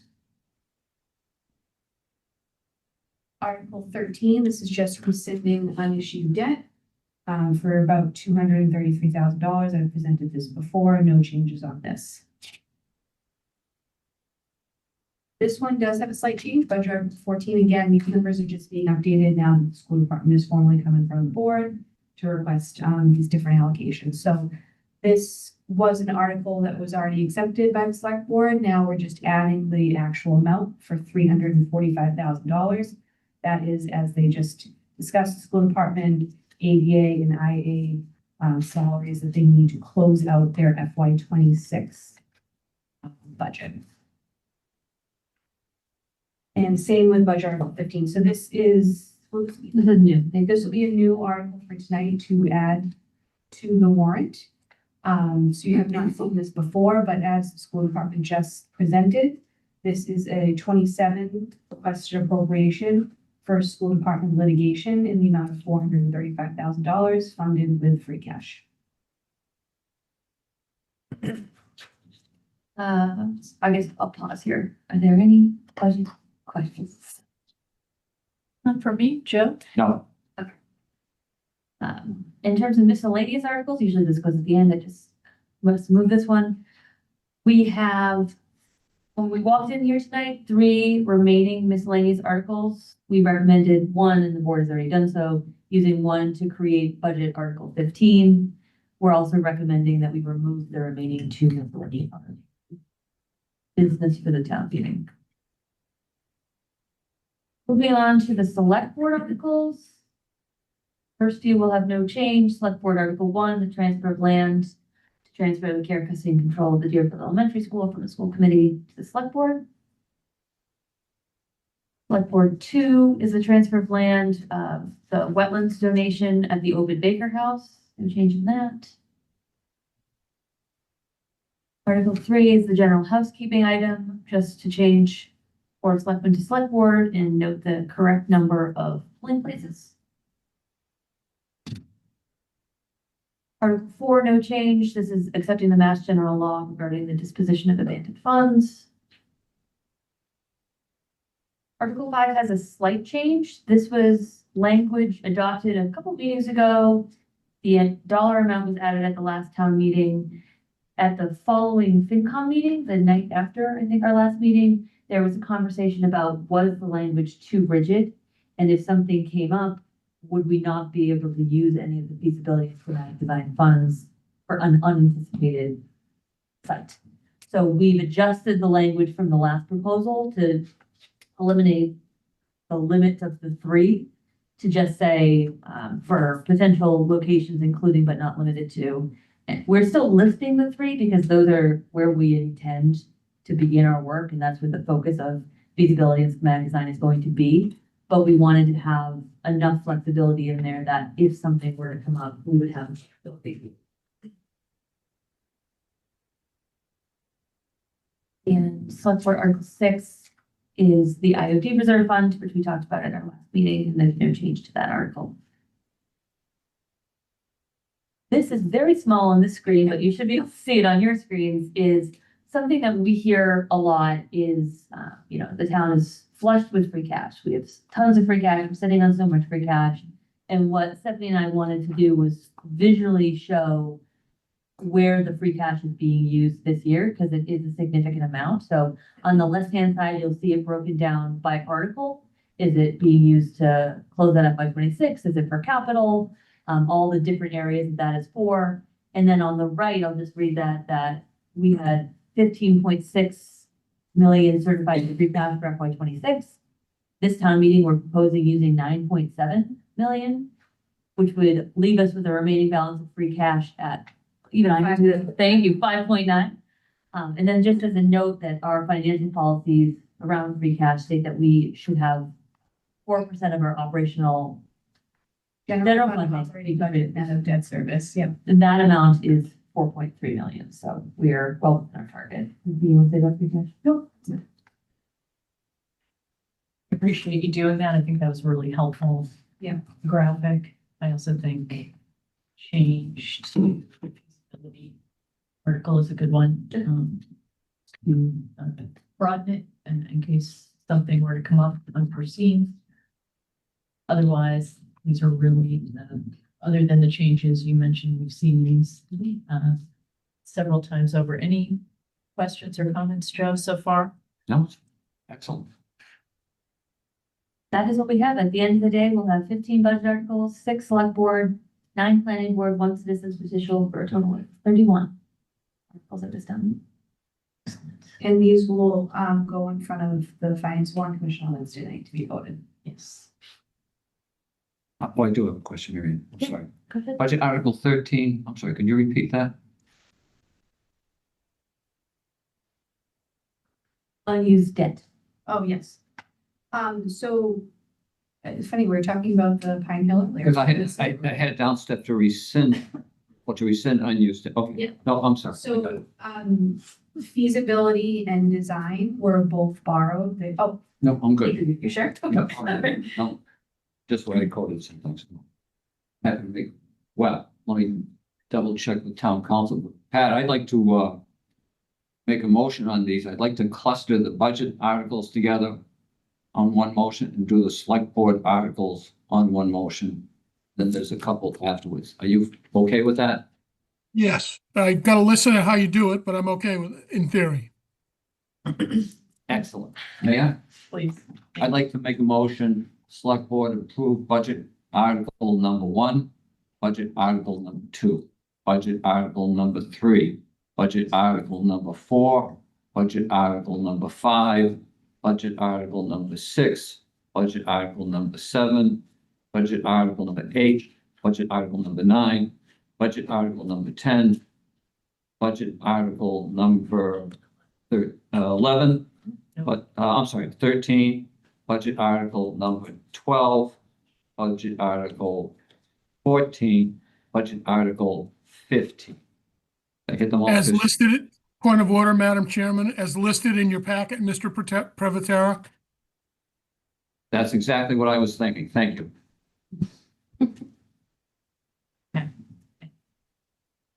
Point of order, I think we already did 11, 14, and 15 with the school committee, or do we need to? You need to vote. Doesn't hurt to Okay, do then it again. I will, I will second that motion out of necessity. All in favor? Aye. That is a unanimous vote in favor. Next, I'd like to make a motion to accept select board articles. Thanks, Tish. Select board number 1, transfer of land. Select board number 2, transfer of land over Baker. Select board number 3, general bylaw housekeeping amendments. Select board number 4, local option acceptance of abandoned funds. Select board number 5, feasibility schematic design funding for Fire Station 1. Select board number 6, establishment of injured on duty reserve fund. Second that motion out of necessity. All in favor? Aye. It's a unanimous vote in favor. Next, I'd like to make a motion to remove the remaining articles, miscellaneous article number 4 and article number 12. I will second that motion out of necessity. All in favor? Aye. Aye. And it's a unanimous vote in favor. Do we want to discuss the order or should we like to do? There isn't much more. We've been over it We had an enough. internal meeting last week, with Leland.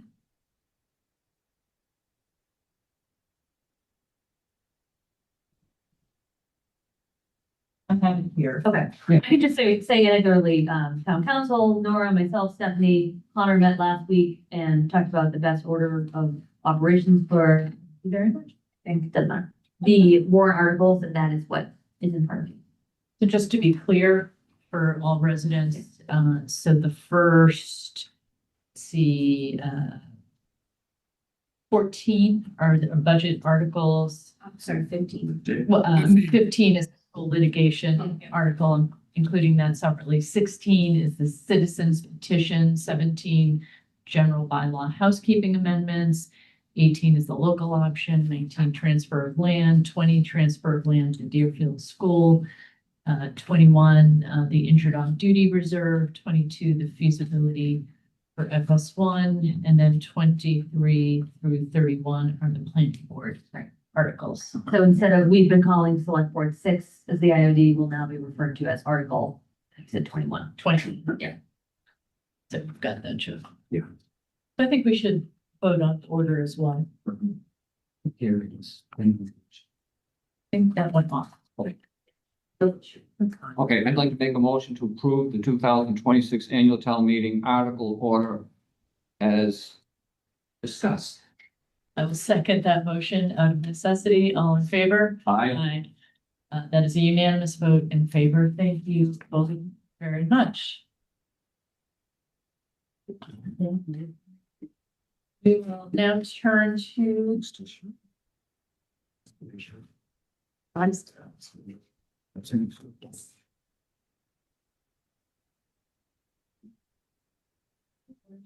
Sorry. Yeah, so, it included in your, sorry, Dottie, I promise I'll be fast. In your materials, you had a kind of a first draft from the staff on adding those explanation summaries for each of the select board 6 articles. Want to get feedback from both Marianne and Joe, if this is something that you think is of value to the community, and if so, can build this up to bring to Finance and Warrant Commission for the meeting on Wednesday and potentially include the board.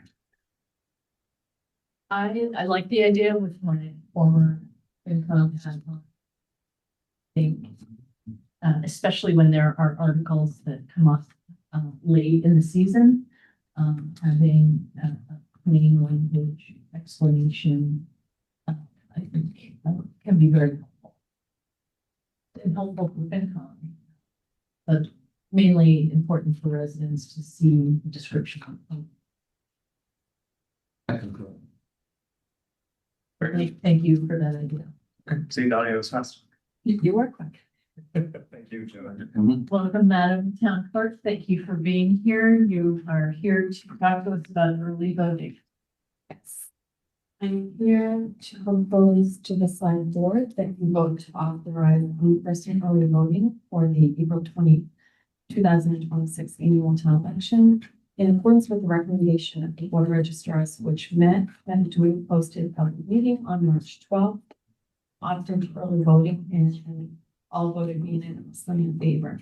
So I'm here tonight to have you give us a green light on it. Early voting will take place Thursday, April 16th through Saturday, April 18th from 8 a.m. to 4:30 p.m. in the Gillette Meeting Room at the station. Thursday, Friday, and Saturday. Thursday, Friday, and Saturday. I mean, suffice it to say, it's been wildly successful. It has, unfortunately, the numbers aren't large, but it's a great service for the community. There's many options to have people vote by mail, and still another option for those that can't get out. Vote by mail, so applications are available, and that deadline is April 21st to submit vote by mail applications. And then the early voting person will be 3 days of that. And then election day on the 28th, Tuesday, the 20th of April, open from 7 a.m. till 8 p.m. And all voting takes place at Westwood High in the gymnasium. Well, I appreciate your bringing this to us and the work of the registrars. I think it provides more access for our residents, whether they are working people with caregiving responsibilities, young kids, what have you, especially the opportunity, I think, to get out on a Saturday is really helpful. So I'm certainly in favor. Any questions or comments, Joe? I just want to say that Dottie, you and your team do an outstanding job trying to help our citizens out. We're all anxious to get as many voters out as possible. You guys do a terrific job. Thank you.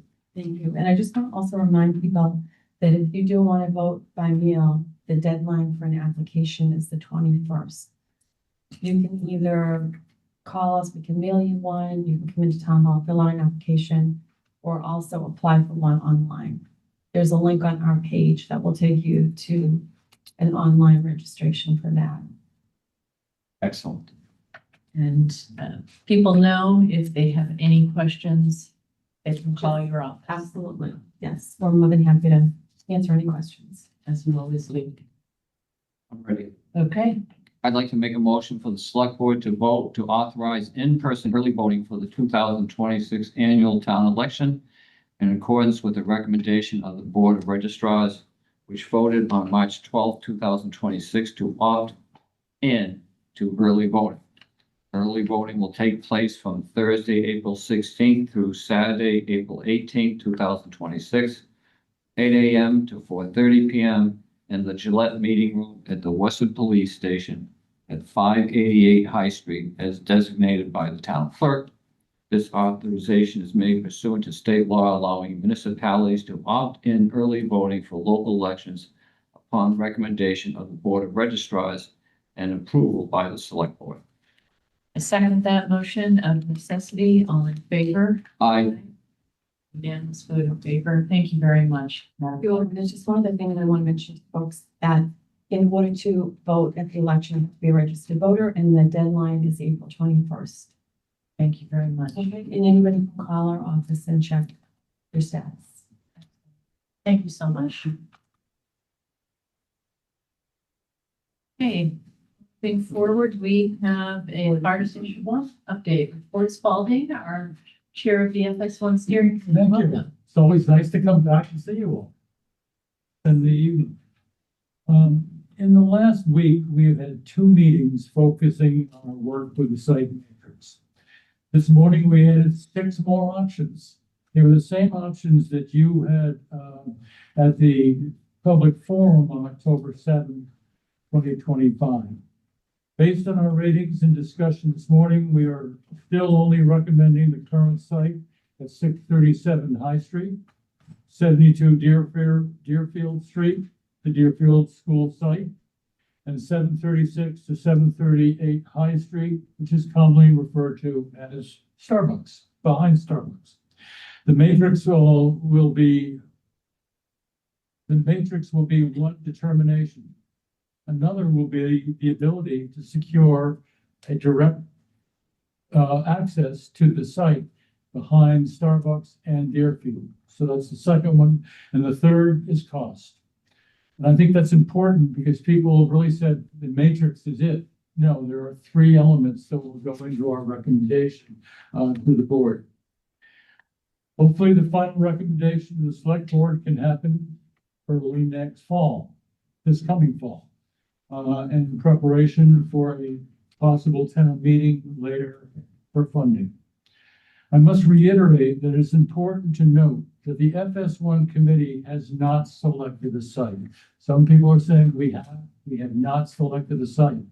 As I just said, that will not be done until after the feasibility study and schematic design is completed based on funding the May 4 town meeting. It is critical that the May 4 town meeting approve your request for $325,000 that will fund professional services for feasibility study and schematic design for the current 3 recommendations. The article is also written to include an additional option if in the opinion of the committee, it can meet the programmatic needs. And we have had some suggestions for additional sites already. We have not found one that does meet the programmatic needs. Next, the FS Steering Committee will now focus its efforts on communicating with residents of Westwood so that they can make an informed decision that meets FS1's needs for the May 4 town meeting. We invite all citizens to visit a new informative FS1 website, which may be further revitalized. The current site of FS1 for the firefighters and the town is critical, and we need resident support for our firefighters to get to yes for the new state. Thank you for how hard you and all the members of your committee are working. It's important, and it's important for us to engage the community and through your staff with a website that'll help. We plan today for additional meetings that the committee's going to have, but that are going to be open to the community to join us and engage with us. That's great. Thank you so much. Joe, any questions, comments?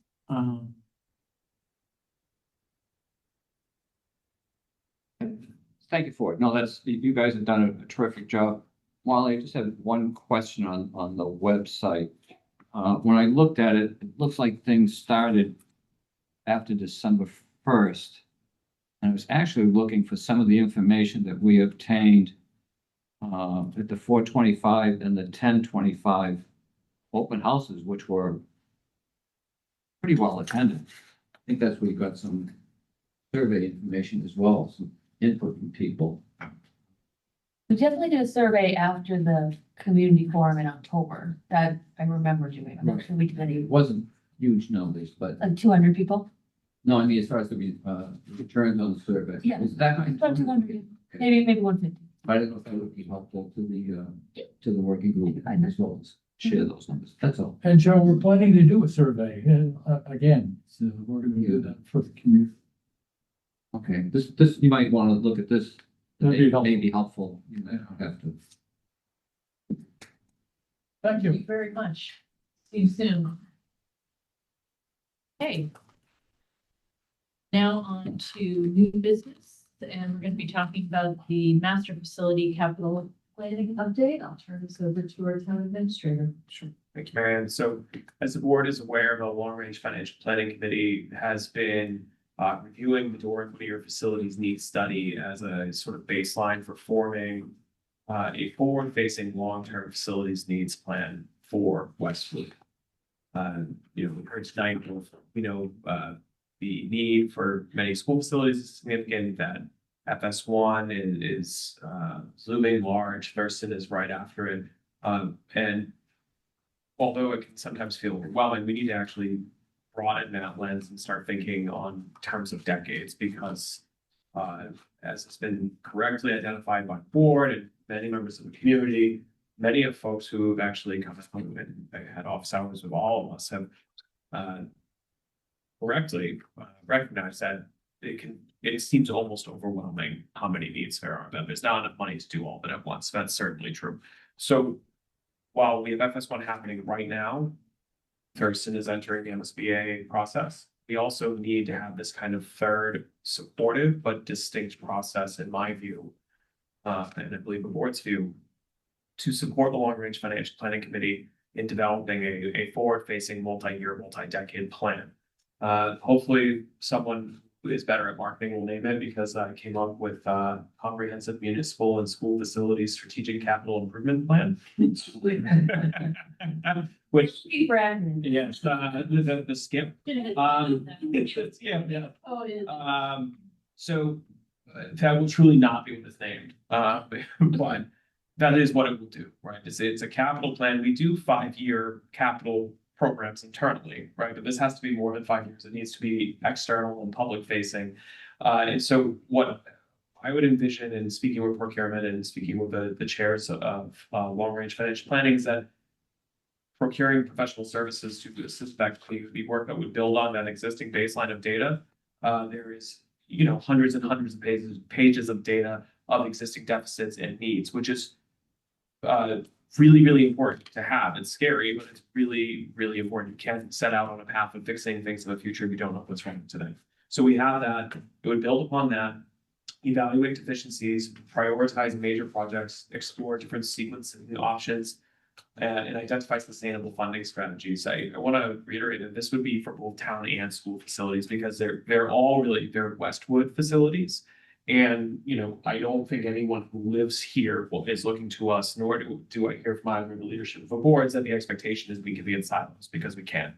Because at the end of the day, whether it's FS1 or Thurston or a different building, if there's a debt exclusion involved, it's coming out of everyone's taxes, right? So it's a Westwood, we want this to be a Westwood plan, not a town plan or a school plan. Debt exclusion financing is certainly going to be a significant portion of funding for the more immediate needs of FS1 and Thurston, but we would work with this firm, whoever was advantageous to, and with the long-range financial planning committee, to not just assume it's all debt exclusion, right?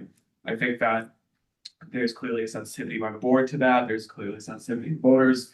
I definitely don't want to be the person coming in on week 8 saying, oh, sure, we can do $200 billion of projects and not have to do a debt exclusion. I wish that were true. It's not. But that doesn't mean that there are not other options that can be layered into this. So a portion of this would be looking at and having discussions with our policy boards on what are, local funding opportunities, perhaps other state or federal opportunities, things that we can work to do within the levy to offset, not eliminate the need for a debt exclusion, but to maybe offset some of that excluded borrowing to the extent that's feasible and responsible, without cannibalizing our other operating needs. Selected consultant ideally would facilitate a lot of community engagement processes to ensure that these discussions are transparent and are really weighing those capital needs, but also the impact to taxpayers. We would expect deliverables to include a written skip, the strategic capital plan, public facing materials, presentations to key boards, I would love to see some kinds of like community charrettes where you have people come in and talk about these things and what are your priorities? Why are these things important to you? So that people can feel that they understand what the needs are, why those needs are there, and what their choices are. Because, you know, as somebody who attends meetings like this professionally, when it's in this format, there's very important work that we all dispatch here, but it's not always the easiest for folks to come in. And so I think that this could be a good project. I would hope this is just, I'm just laying out what my kind of vision here is, but the goal, I think, given the timing of everything we have going on with our capital projects, would be to have a draft report by fall of this year and a final report by year end. The funding the board already allocated earlier this winter for FS1 and other facilities needs, I think will be sufficient to cover this. But been wrong before, hopefully won't be on this one. If I am, I'll be back before board. But this is something that I just wanted to raise to the board and public and get any feedback from the two of you together. And I know Long Range Financial Planning is working to pull a meeting together in April, where I expect this will be a big part of that conversation. And I want to get us off and running because I don't like to sit still. You have a lot of work that needs to be done. So. I think it's a great way to move forward with the work that's been done. As you said, we've got the capital studies, have the long range committee together, and I think bringing in a consultant who can work with that information and with residents to bring them in, whether it's doing surveys, charrettes, community forums, all of that. And, you know, I think having a neutral person involved in doing that can sometimes be very helpful. So that, you know, there's no bias in the way, you know, a forum is being run. I think that would be immensely helpful. You know, we keep hearing from residents that they'd like to see what that long-term plan is. And we understand that, and we've been working toward that. And this is, I think, a very concrete, focused way in which we can get there. You know, as you say, working with the schools, all of us together to come up with a cohesive plan. What do you think, Jeff? I think it's terrific. My only question is, what do you see as the process for updating the community while this is going on? That's a good question. I save them for the end. Yes. Well, I don't have a concrete answer. It's something to think about. Yes, for sure. I think I agree with you 100%. But as you go down the road, let's make sure there's some way that we keep the community posted on what's happening. 100%, because we don't want to go through this to be performative, right? Because I don't think that's gonna engender a lot of buy-in, right? The whole goal here is not, I have no illusion, every single person will share the exact same views participating in this or walking out of it, but it's not fruitful for the select board, for administration, or for the voters and the residents of this community if it's not something that we want people to go. Yes, we want people to go. It might be, yes, to be involved. And Yeah, I think that'd be great. Yeah, It's a I good think, point, well taken. yeah, I think, you know, at the very least, we can talk about it at our meetings, social media, you know, putting it out on. You would do Westwood Wire, you would Wire, perhaps something yeah, in Westwood on the Media Center, website. in-person events, but then part of this too, the expectation, that's one of the benefits of bringing on somebody whose only job it is to do this is, you know, put maybe a single project page together, ways for people to kind of follow along and stay engaged, offer things both in person, hybrid, online, that kind of thing. Yeah, you want to really be aggressive on something like this, because again, it doesn't, to the extent somebody in a position like mine can accomplish anything, it's because there's buy-in, right? I don't actually have a whole lot of view. I can't like wait and want to build a building and be like 6 construction sites in already if I could. So we want as many people to participate as we can. Well, that's great. Connor, thank you very much. Really did. Okay. Moving on, we have some appointments and reappointments to boards and committees. I take this one or? Okay, I'm happy to do that. Our town clerk, Dottie Powers, has requested the following individuals to be appointed as election officers: Gary Nathan, Maria Ryan, Bill Ryan, and Katarina Lati. Any discussion, Joe? No. We are always grateful when people step up and volunteer. As with these four, I will accept a motion. I'd be happy to make a motion for the select board to appoint Nathan Gary, Maria Ryan, William Ryan, and Katrina Lati, election officers for terms to end on June 30th, 2026. I second that motion out of necessity. All in favor? Aye. That's a unanimous vote in favor. I'd be happy to do the next one. Thank you, Joe. Yeah. I'd like to make a motion for the select board to appoint Marion LeBlanc Cummings as select board liaison on the Long Range Financial Planning Committee for term to end on June 30th, 2026. We'll second that motion out of necessity. All in favor? Aye. That's a unanimous vote in favor. And just to remind folks, I stated at the beginning of this meeting and the chair's update, all of the vacancies that we have in our town. I'm going to keep doing that at the beginning of the meeting. So please refer to that if you missed that part of the meeting. That brings us to select board liaison reports. I do not have anything to report. Do you, Joe? I do not. Okay. That then brings us to our regular meeting minutes of March 9, 2026. Any edits, suggestions, additions? Outstanding as always. Thank you, Tish.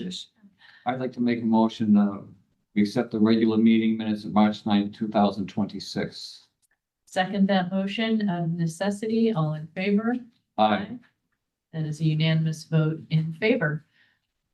That brings us to the conclusion of our business. Our next meeting will be on Monday, March 30th at 6 p.m. Hybrid meeting here in the small conference room in the library with this webinar.